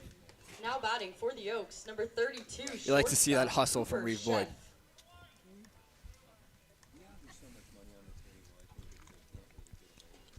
You could really see Boyd's 2-strike approach there. Did not want to go down on the strikes. Just slapped that one to the first baseman, Rodriguez. Which brings up Cooper Chef. Also 0 for 2 today. Strikeout victim as well. That one's outside. Chef picked up a hit in his Oaks debut yesterday. He was the 3rd baseman in the ballgame then, but is today's shortstop for the Oaks. He takes the strike. Still Ty Baker out there. He came in to replace Hudson Hamilton, who went 5 innings of 1-run ball and 1 unearned run. No earned runs for Hamilton through those 5 innings. That one's in the dirt. Good leave there. You could tell that he kind of got the hips started, but able to keep the hands back, recognizing it just at the last second. Just 5 hits in this one between the two teams. 3 for the Oaks, 2 for the Foresters.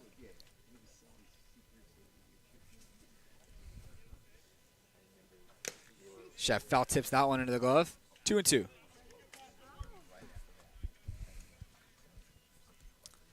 It's definitely some pretty decent velocity coming off the mound from Baker. His 2-2 is outside. Count is full. It's a borderline pitch that you have to wonder if Taman's able to hold on and frame it. Could possibly even call it a strike.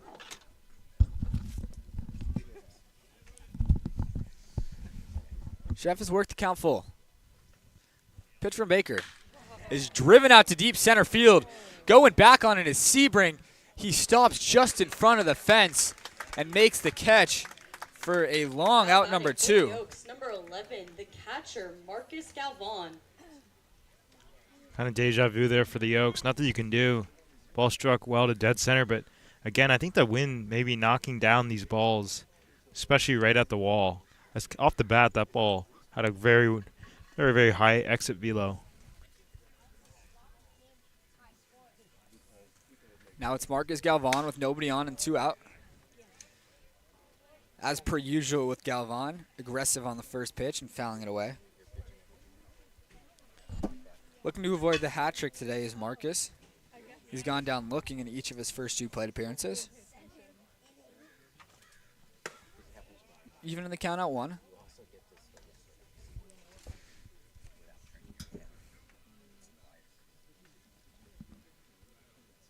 Galvan's done an excellent job behind the plate today, calling the game for the Oaks. 1-2 the count now to Marcus.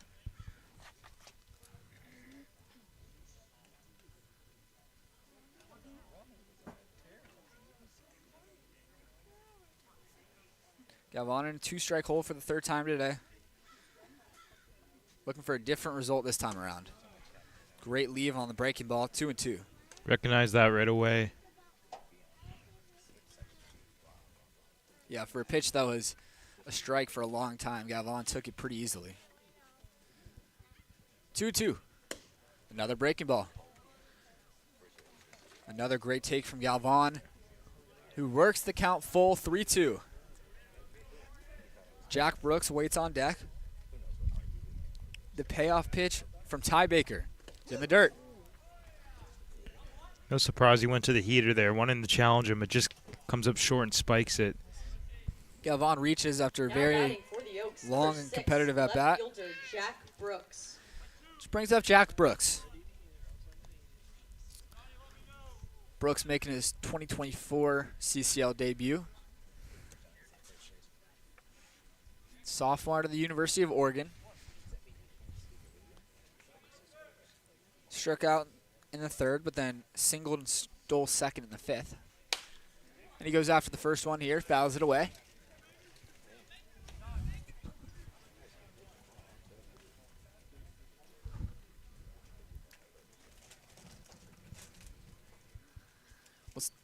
We haven't really seen Galvan as a threat on the bases. He's over there at first with 2 away. It's a high pickoff attempt.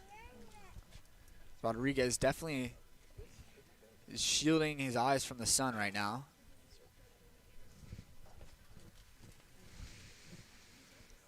Sun setting here in Santa Barbara. That one's up way over the head of Brooks and kicks off the backstop all the way back to Ty Baker. Don't see that very often. It's a pretty short backstop here in Santa Barbara. Wood backstop as well, so that fastball just took off on Baker and hit that wood backstop, bounced right back to him. Well, initially Galvan wasn't going to go, but then after that ricochet, then that's when he made the decision because it was well over the head of the catcher. So, yeah, I mean, the wood definitely plays a role in it. Counts even at 1 on Jack Brooks. Low strike. 1-2. That's down. Into 2-strike mode, Jack Brooks goes. He's got Galvan in scoring position with 2 away. Pitch from Baker. It's lifted foul. Out of play. Brooks stays.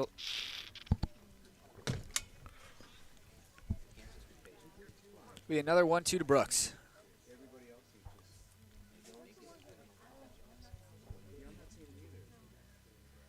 Looking to drive in an insurance run for the Oaks. That one misses down. 2-2.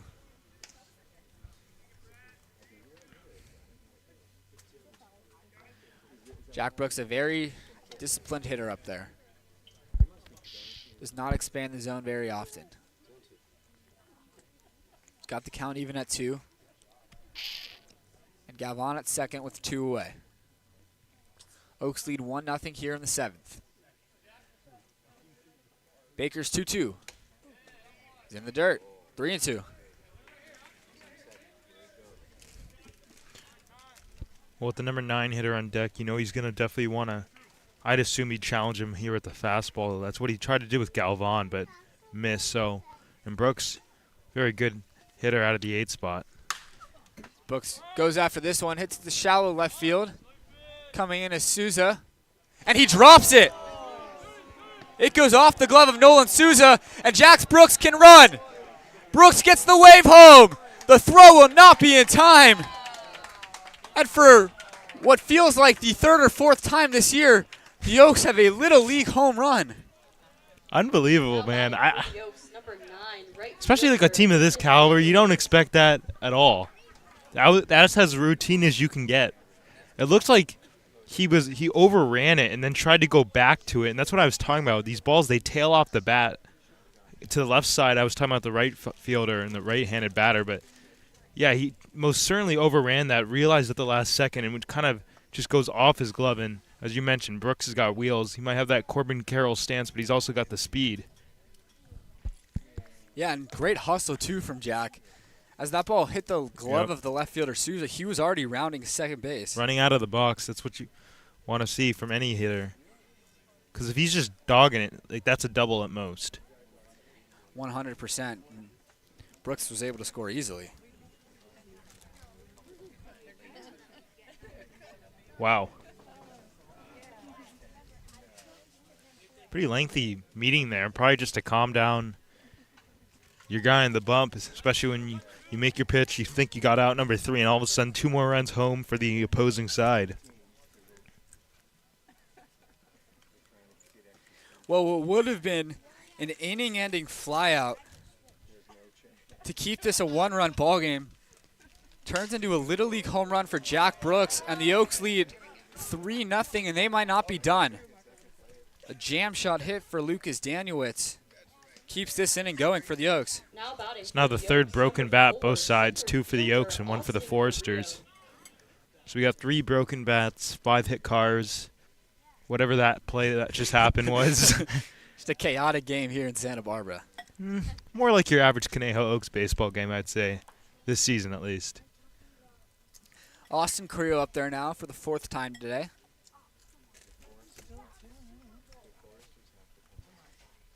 He's walked, reached on a failed fielder's choice, and struck out in his first 3 plate appearances.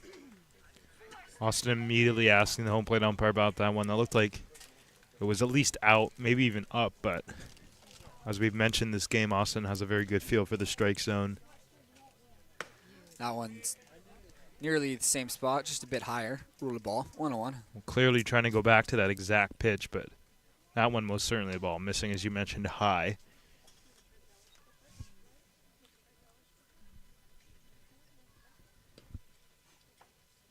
Pickoff attempt. They actually did have Daniel Woods leaning, but he's able to get back in there. No stolen bases yet for Lucas this summer.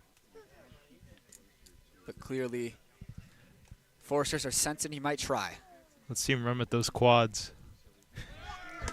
That one's low.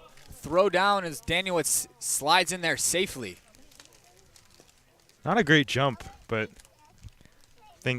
thankfully for the Oaks, catcher Taman dropped the ball there, so no chance for Danielitz.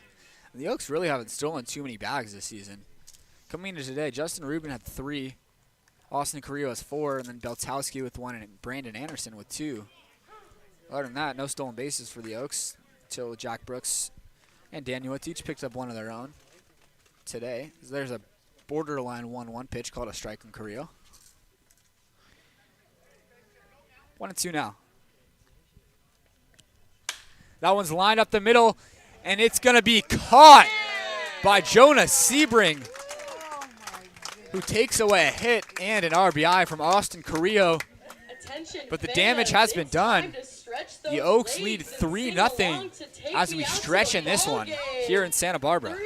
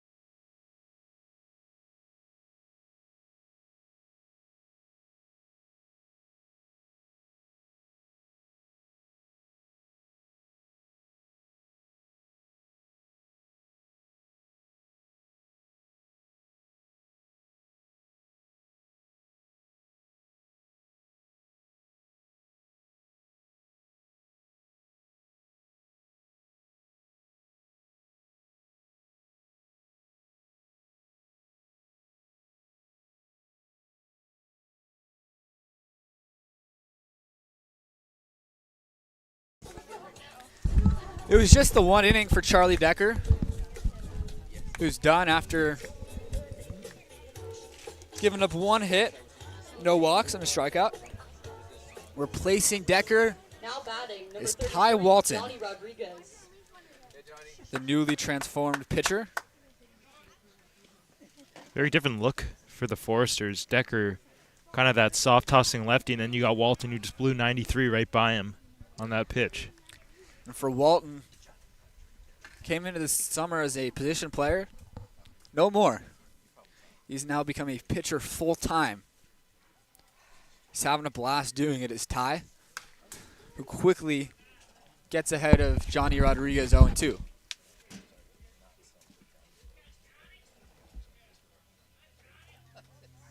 For Walton, he's given up 1 earned run in 3 innings up to this point. That one's lined to second base. Jordan King's there. Sounded like Rodriguez's bat broke on that one. Sponsored by Pacific Crest. Number 4, the shortstop. First out here of the 7th inning. Make it 4 broken bats, 5 hit cars, a Little League home run. And now dating back to the 2nd inning, Oaks pitching have retired 17 out of 19 hitters.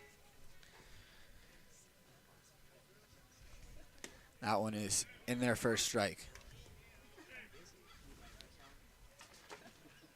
You can see Walton works really fast. He's already back on the rubber before the hitter's even looking up, ready to fire the next pitch.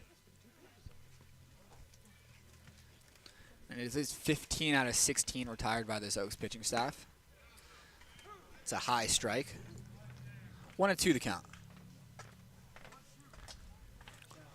Walton quickly ready for his 1-2 delivery. It's a breaking ball that misses. 2-2. To the shortstop, Drew Markle, who has grounded out to his fellow shortstop a couple of times today. There's a breaking ball that misses outside. Count runs full. Well, when Ty closed out that last game against the Barons in Compton last week, he did struggle a little bit with command, so hopefully he has it here. Gets a strikeout. Markle Now goes batting down for the swinging. Foresters, sponsored by Strength 17 out of Habits, 18 number retired from 17, Oaks pitching. catcher, Ryan As you could just see one of those Oaks Taman. pitchers walk right past the camera, Charlie Decker. Brings up Ryan Taman. First pitch from Walton's in there for a strike. He's feeling it right now. Yep, feeling it, right back on the rubber, ready to start his mind up. Kind of definitely annoys the hitter, but use that to your advantage for Ty. When as Ty keeps saying, he's just having so much fun pitching.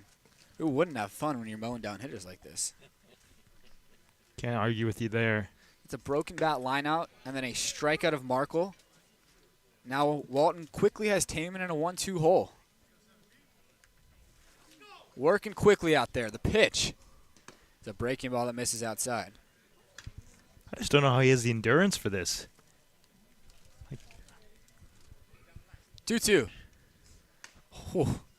Top of the zone just misses. Walton really reared back and fired that one. Counts full. Second consecutive 3-2 count. Walton look for another strikeout. Payoff pitch. It's popped up behind the plate. Drifting out of play. And into the seats it goes. And by endurance, I was referring to his speed, how fast he works in between pitches.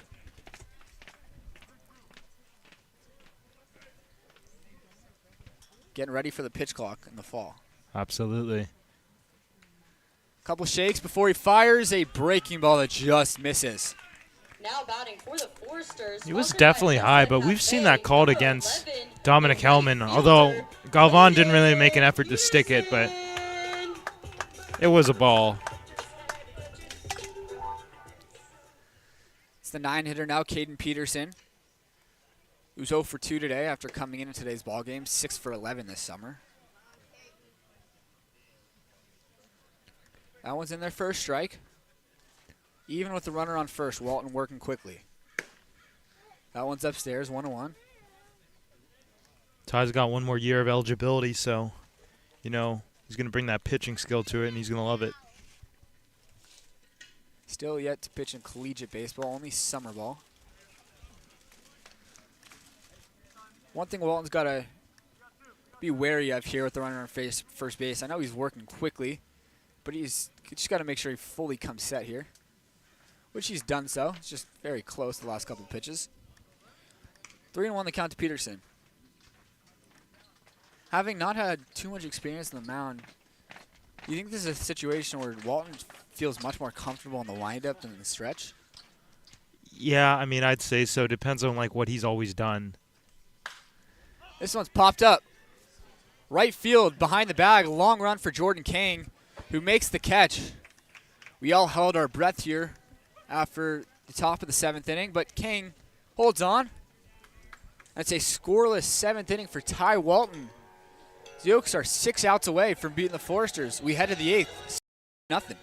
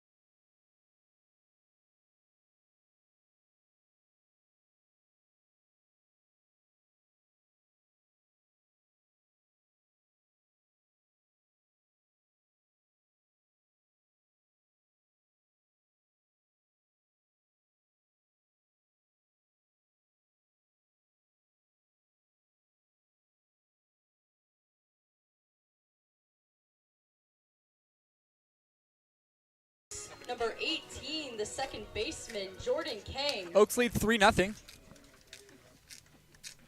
here in the top of the 8th inning. It was a run for the Oaks back in the 3rd on a Jordan Kang single. And then they picked up 2 more just last inning, top of the 7th. What looked like it was going to be a inning flyout to the left fielder Souza, but he was not able to make the play. Kicked it off his glove, and it rolled far enough for Jack Brooks to come all the way around to score a Little League home run, which is how the Oaks lead 3-0 in this one. A new pitcher for the Foresters, Diego Ramos, out of the University of Arkansas.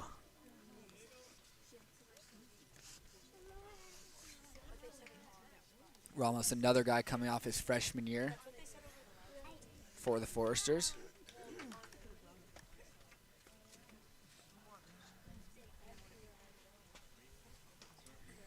This will be his 3rd appearance for Santa Barbara this summer. 3 innings, 2 runs, only 1 earned run. 3 strikeouts, 3 walks, 3 hits for Ramos. A lot of threes. As Kane goes down swinging. Gotta say, Ramos has got a delivery that really resembles Camilo Doval of the San Francisco Giants. I mean, he definitely throws heat, but then that arm motion kind of whipping it across the body definitely looks very similar.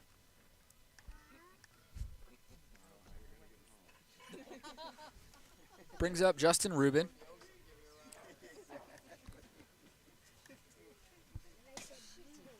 Takes a ball just below the knees. Rubin is 1 for 3 today. He's singled, flown out, and grounded out in this one. He drives that one to left center field. Going back on it is Sebring, still going back. He looks up and it's off the wall. Rubin cruises into second for a 1-out double. Now batting for the Oaks, number 41, first baseman, Dominic Hellman. His first extra base hit of the day either side, I believe. Yeah, only 6 hits overall between the 2 teams coming into this inning, all singles. Justin Rubin with the 1-out double now gives the Oaks a runner in scoring position. With only 1 out, Dominic Hellman, chance to pick up his first Oaks RBI. He is 0 for 3 today in his Oaks debut. Takes a while for Ramos to get his sign. Comes home. It's a pass ball, and getting to third is Rubin.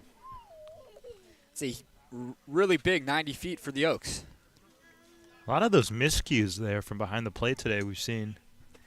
Yeah, they're just going to have a conversation now. Might have been a cross-up there between Taman and Ramos. They're now talking, making sure they're on the same page. It was a fastball that got a big chunk of the glove of Taman, but it did kind of look like he was late to react to that one. Might have been expecting something different as the 2 of them get on the same page. At-bat changes now for Dominic Hellman. Runner at third, less than 2 outs. Foresters keeping their middle infield back. Just about any ball put in play from Hellman. Give the Oaks another insurance run. He tries to hold up on a high fastball, and he does. 2-0.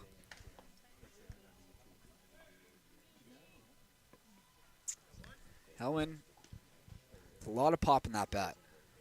Very powerful hitter out of Oregon. He swings through the 2-0 pitch. Looking to do some damage on that one. It's 2-1 the count.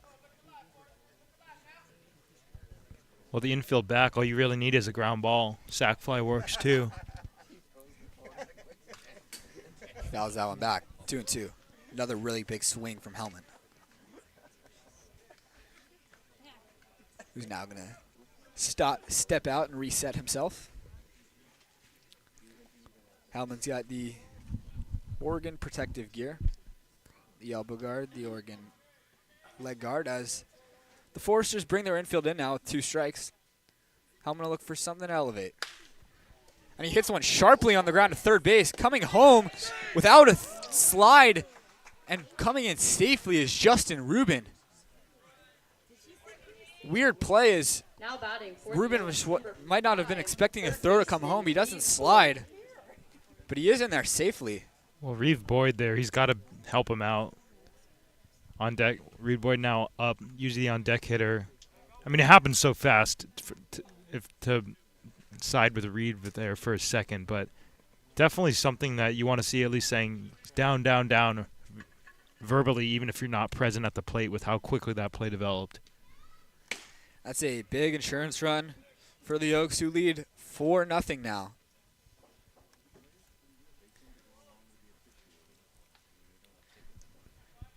The Foresters, especially here in Santa Barbara, tend to give the Oaks fits. So a 4-0 lead here in the 8th for the Oaks is a sight for sore eyes. 0-2 the count to Reeve Boyd. The Oaks looking to tack on some more. Hellman at first, just one out here in the 8th. The 0-2 delivery. Out of the zone. 1-2.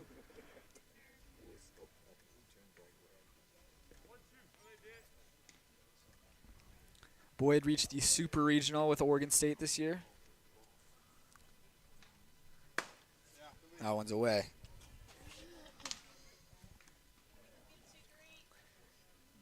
Oregon State fell to Kentucky in their Super Regional. Just missed out on Omaha. 2-2 to Boyd. Swung on and missed. The second time today that Reeve Boyd has gone down on strikes. Now batting for the Oaks, number Which brings up 32, Cooper Chef. shortstop Cooper Chef.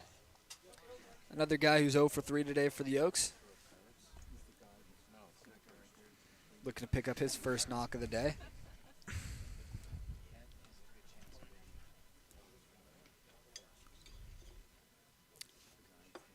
Chef coming off his redshirt freshman year at Oregon. He chops that one to first base. Rodriguez steps on the bag, and that will be 3 outs here on the top of the 8th. Oaks looking to hold on to this 4-0 lead. We head to the bottom half. We'll see if Taiwan gets another inning. It looks like he is done. He'll make way for Jack Holland, who will pitch the 8th for the Oaks.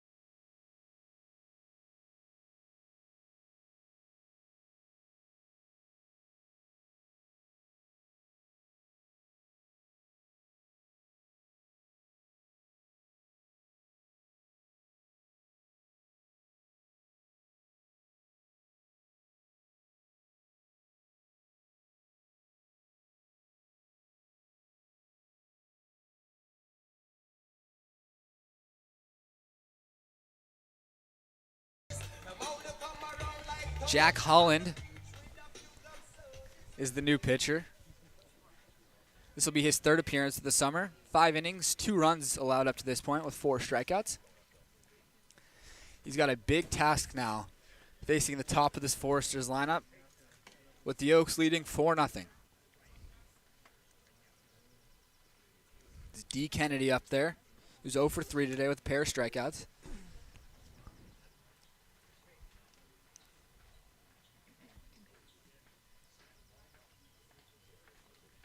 That one's in there for a strike. Foresters dugout not happy with that call.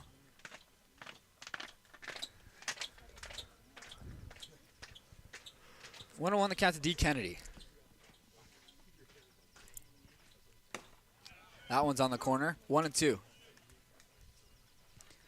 With Jack Holland, it's a different case for Holland than the previous relievers we've seen for the Oaks, as he's gotten multiple innings in just about every appearance. So we'll see if this is a situation where Coach Solis wants him to finish this ballgame. Count's even up at 2 on Kennedy. He's looking to avoid going down on strikes for the 3rd time today.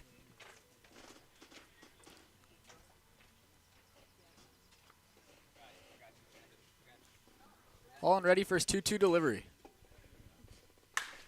It's a breaking ball, hit in the air to left center field. Calling off Brooks is Carrillo out there in center, and he makes the catch for out number 1. Well, going back to what you were saying about if he might finish, I'd probably assume so considering he's already the 5th Oaks pitcher used today. No off day tomorrow. We're back out Orange County, and then I believe we have 3 straight days of 3 games. Today's Thursday, Friday, Saturday, Sunday. So perhaps Coach Sully's keeping this in mind, but we will see. Yeah, it could be a situation where the plan is for Holland to finish the game, but they might have an emergency guy ready in the 9th, just in case. First pitch is in there for a strike to Jonas Sebring, who singled back in the first and looked like he was going to score the first Foresters run, and he was at third with 1 out, but ended up stranded out there. As he pops up this one on the infield, Jordan King calls off everyone. He makes the catch. As we should mention, the Oaks have made a defensive substitution. Entering the game at shortstop is Alon Camarillo, and moving from short to third is Cooper Sheff. So Reeve Boyd has been replaced in this one by Camarillo. Boyd was the last out in the 8th. Sheff was the last. Boyd was one of the last outs in the 8th. That one's in there for a strike to TJ Pompey. Oaks pitching staff has done an excellent job in this one. Just 2 hits given up to a very dangerous Foresters lineup. Also only 3 walks. So they've been throwing strikes in addition to getting weak contact. The count's even at 1 on Pompey.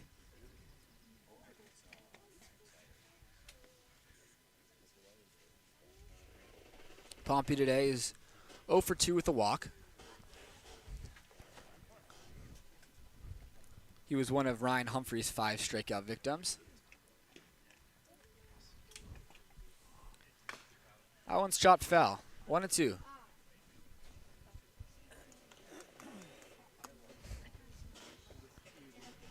Holland looking for a 1-2-3 8th inning.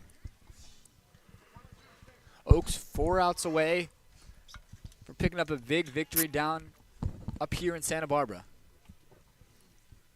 1-2. Swung on a missed. A 1-2-3 8th for Jack Holland. Picking up a strikeout of Pompey to end it as we head to the 9th. Oaks lead 4-0.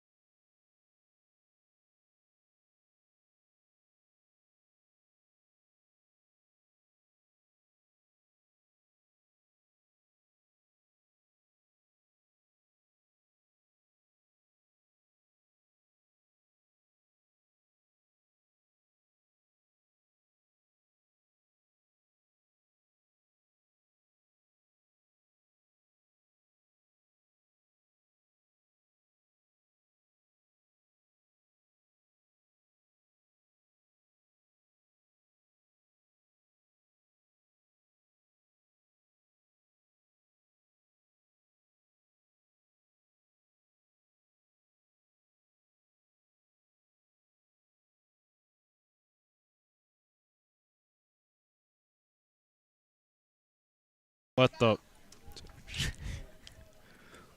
Top of the ninth inning here. Oaks lead 4-0. Marcus Galvan leads things off here in the ninth. Galvan walked and then came around to score on that Jack Brooks Little League home run. And feels like for the fourth time in as many plate appearances, Galvan goes after the first pitch. This very similar result, fouling it away to the left side. He hits that one in fair territory over to shortstop. Drew Markle is there. Throws out Galvan for out number 1. Now batting for the Oaks, number 6. Now up the comes left Jack fielder, Brooks. Jack Brooks. Who singled and stole a bag in the 4th, and then was the hitter who seemingly flew out to left to end the 7th inning.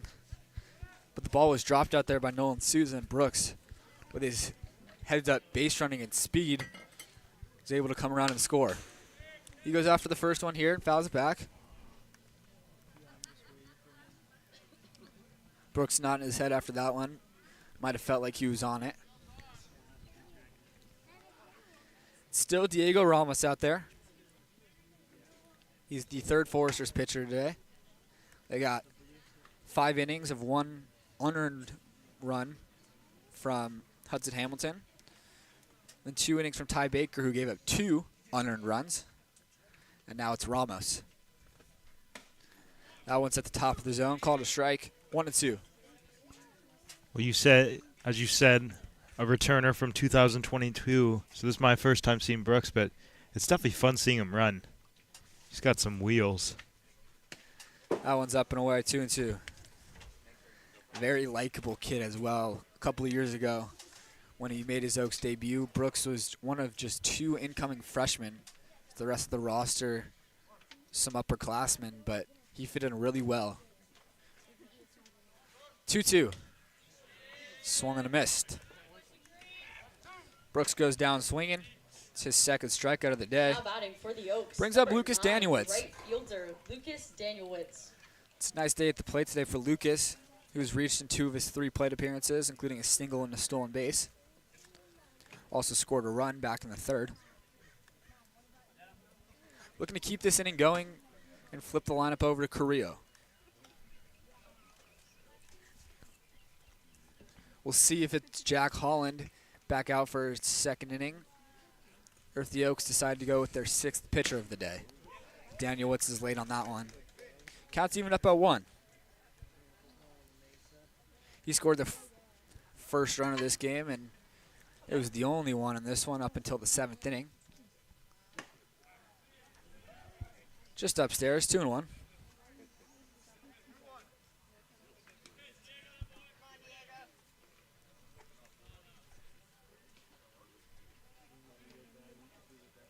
We're almost ready for his 2-1 pitch. 2-2. Danielewicz swings through that one.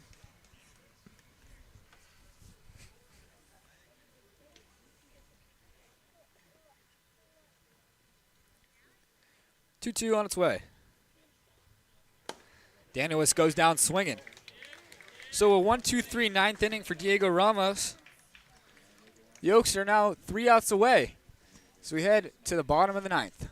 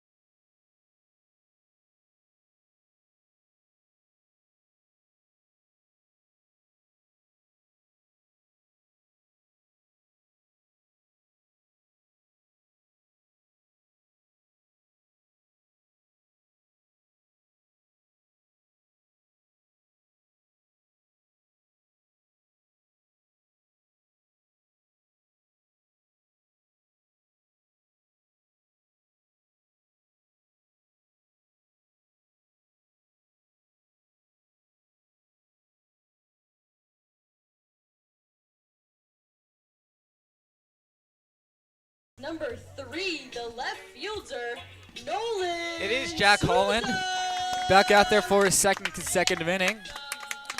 Why not after a 1-2-3 inning that ended with a strikeout for Jack? He'll be facing the heart of this Foresters lineup, 4-5-6, Souza, Patterson, Rodriguez. All of Souza's at-bats have been against lefties. He missed Walton, so he's definitely relieved to be able to at least face a right-handed pitcher.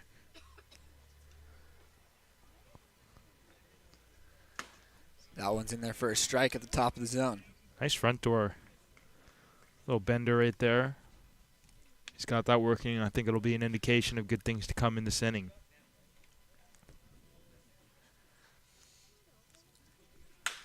That one's hit softly on the ground to second. Jordan King is there. It's out number 1. Now batting for your Foresters, sponsored by D & Von Whip, number 8, the third baseman, Daniel. Brings up Daniel Patterson. Like most of the guys in this Foresters lineup, he is 0 for 3 on the day. Just 2 hits today for Santa Barbara. A single in the first, and then a single in the 6th. Patterson goes after the first one, lines it foul.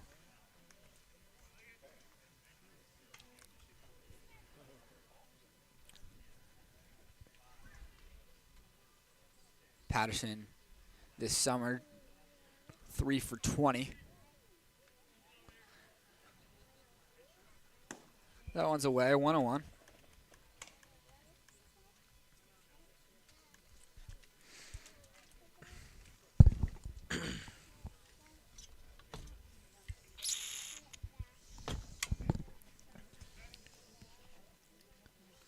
Foresters need a base runner here in the 9th.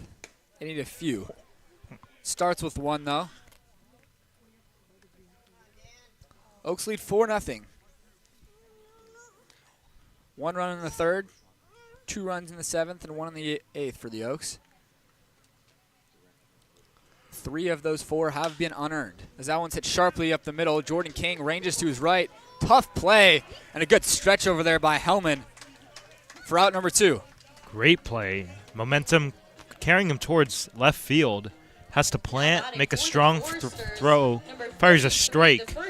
That's the defense that we've been seeing all season long for Jordan King and the rest of the Oaks. The Oaks are now 1 out away. Standing between them and a 4-0 victory is Johnny Rodriguez, first baseman today for the Foresters. Oaks looking to bounce back, beat the Foresters for the 2nd time in 3 games this year, and win their 4th out of 5 overall. That one misses outside. Coming up for the Oaks, got 3 in a row this weekend. They finally finish the 4-game road trip tomorrow. That'll be down in OC to take on the Riptide. Just a week away from the Oaks matchup with the Philippines national team. That one misses upstairs. 2-0. Holland looking to put a bow on this game. Looking to give the Oaks a shutout. Just 2 hits for the Foresters in this one. 3-0. Well, I'd imagine they just want base runners, so he's probably going to take here. So if you're Holland, you definitely just want to fire a strike with whatever pitch you're most confident with.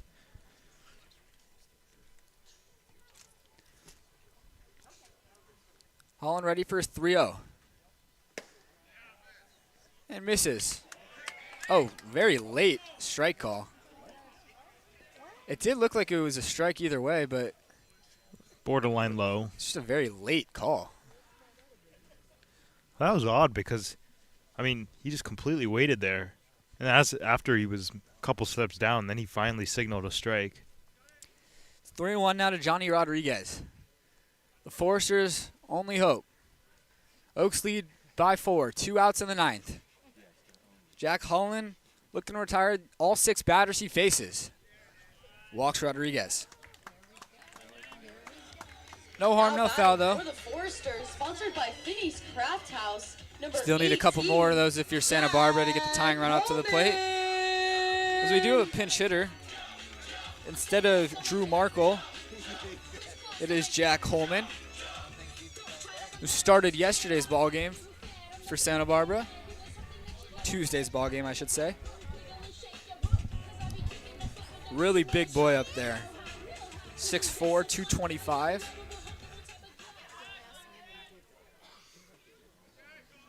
Holman is off to a blistering 6 for 11 start to the summer.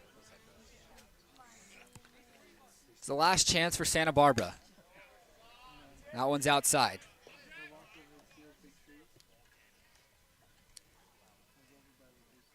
The Foresters would need both Holman and Ryan Taman to reach in order for the tying run to come up. Holland looking to end this one. 2-0.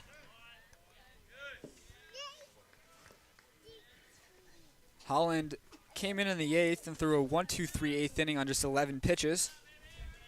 And then got a couple of groundouts to second base to begin this 9th inning. But then he walked Rodriguez and has now fallen behind of Holman 2-0. Who goes after this one, hits it up the middle. Alon Camarillo's there, but he bobbles it, and there will be no play.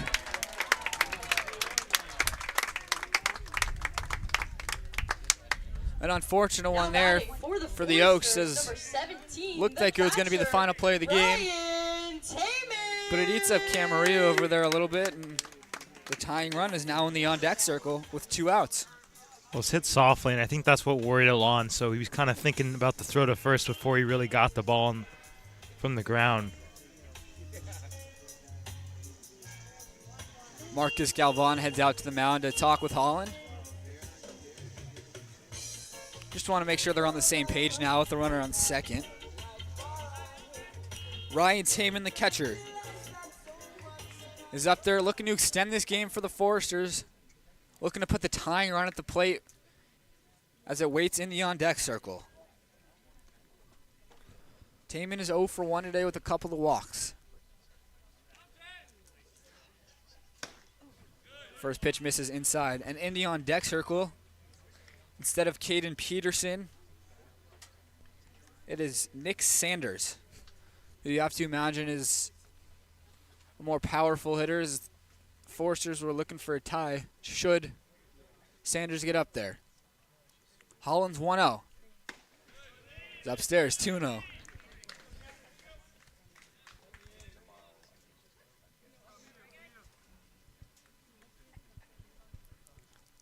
Tying run waits on deck. Holland looking to get Taman. 2-0. 3-0. On mute, sit down, because when you were sitting down, we were doing well.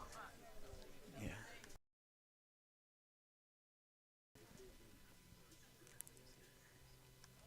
Holland needs to come back with a strike here, otherwise the tying run will come to the plate.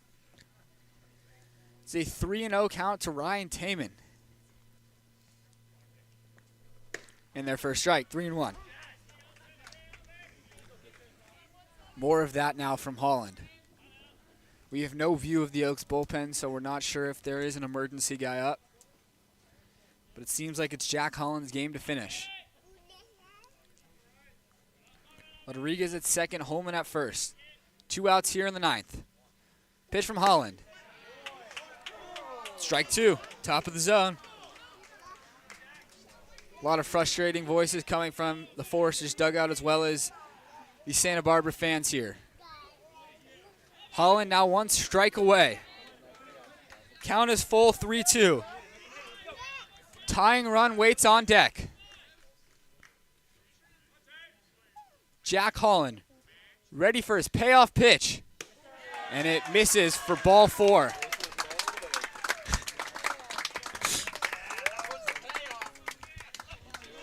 The tying run comes to the plate as Coach Dave Solis heads out to the mound to have a conversation with his pitcher. The Foresters put on a couple of pinch runners. They don't want to risk the last out of this one coming on the bases. a pinch runner at both first and second base for Santa Barbara, as well as a pinch hitter at the plate, coming in the form of Nick Sanders. Sanders is 7 for 15 for Santa Barbara this summer. He's been one of their best hitters. One of the last guys that the Oaks want to see up there. Definitely someone you want hitting if you're the Foresters.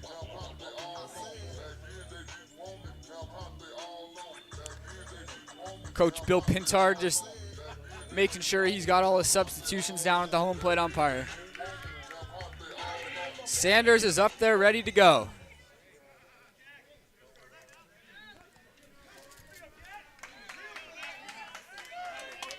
Rodriguez at third.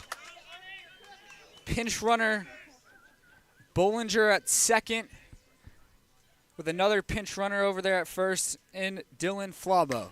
The first pitch to Nick Sanders is fouled back. Very early on that one, kind of cued it. Well, we know what Sanders is looking to do here. One swing can tie up this game. Oaks still 1 out away from winning. 4-0 they lead here in the bottom of the ninth. Bases are loaded, 2 away. The pitch to Nick Sanders. It's outside. 1-1 the count to Sanders. The top of the lineup looms. Sanders slugging over 700 to begin this summer for Santa Barbara. Holland's 1-1 delivery. It's outside, 2-1. The tension continues to build in this ballpark. Specifically in the Oaks dugout. You can feel it. 2-1 is the count to Nick Sanders. Jack Holland out there on the mound. His pitch is hit a ground ball up the middle and past the diving effort of Jordan Kane. 2 runs come in to score, and the tying run is now aboard. And that'll do it for Jack Holland. Coach Dave Solis is going to pull Holland, who cannot get out of this 9th inning. The Oaks still lead 4-2. But the tying run is on base with the winning run at the plate. So Holland heads back to the dugout and makes way for Alejandro Hueso. We'll be right back.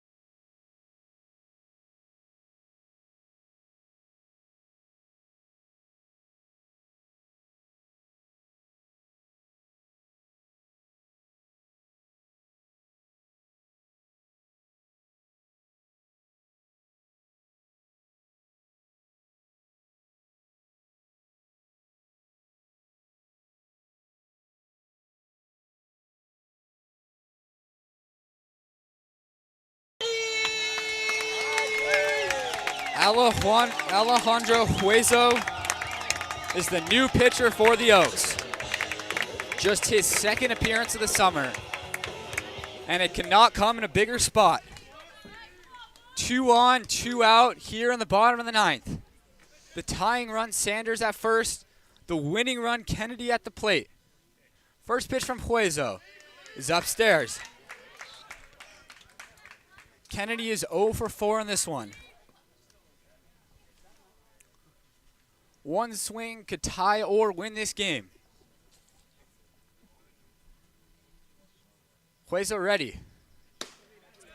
One misses up, 2-0.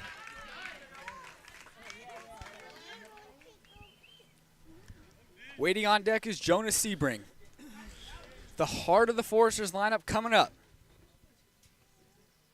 2-0 the count to D. Kennedy. Hueso's pitch. It's fouled away. Well, I was wondering before that pitch if Kennedy might have had a take sign on. Clearly not. Looking to drive something there. He fouls it back. 2-1 the count to Kennedy. Well, something to the gap definitely could tie it. So definitely trying to do damage. Oaks outfield and no doubles defense. The 2-1 on its way to D. Kennedy. Called strike on the corner. 2-2. The deuces are wild. 2 balls, 2 strikes, 2 out, 2 on, and a 2-run game here in the bottom of the ninth. Hueso looking to give the Oaks a victory. Kennedy standing in his way. The 2-2 is swung on and missed.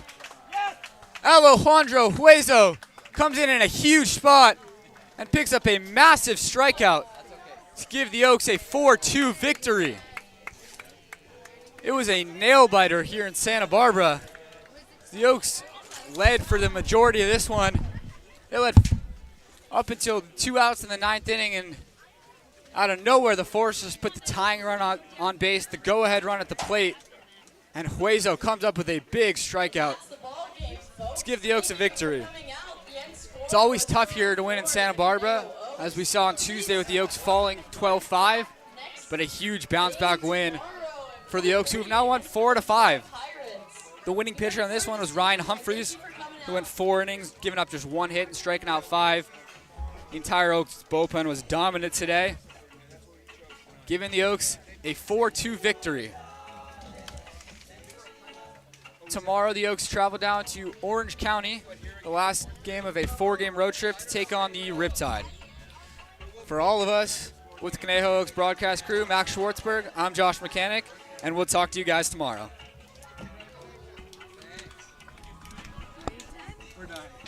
I can't tell you how I'm impressed with the both of you. You're so professional.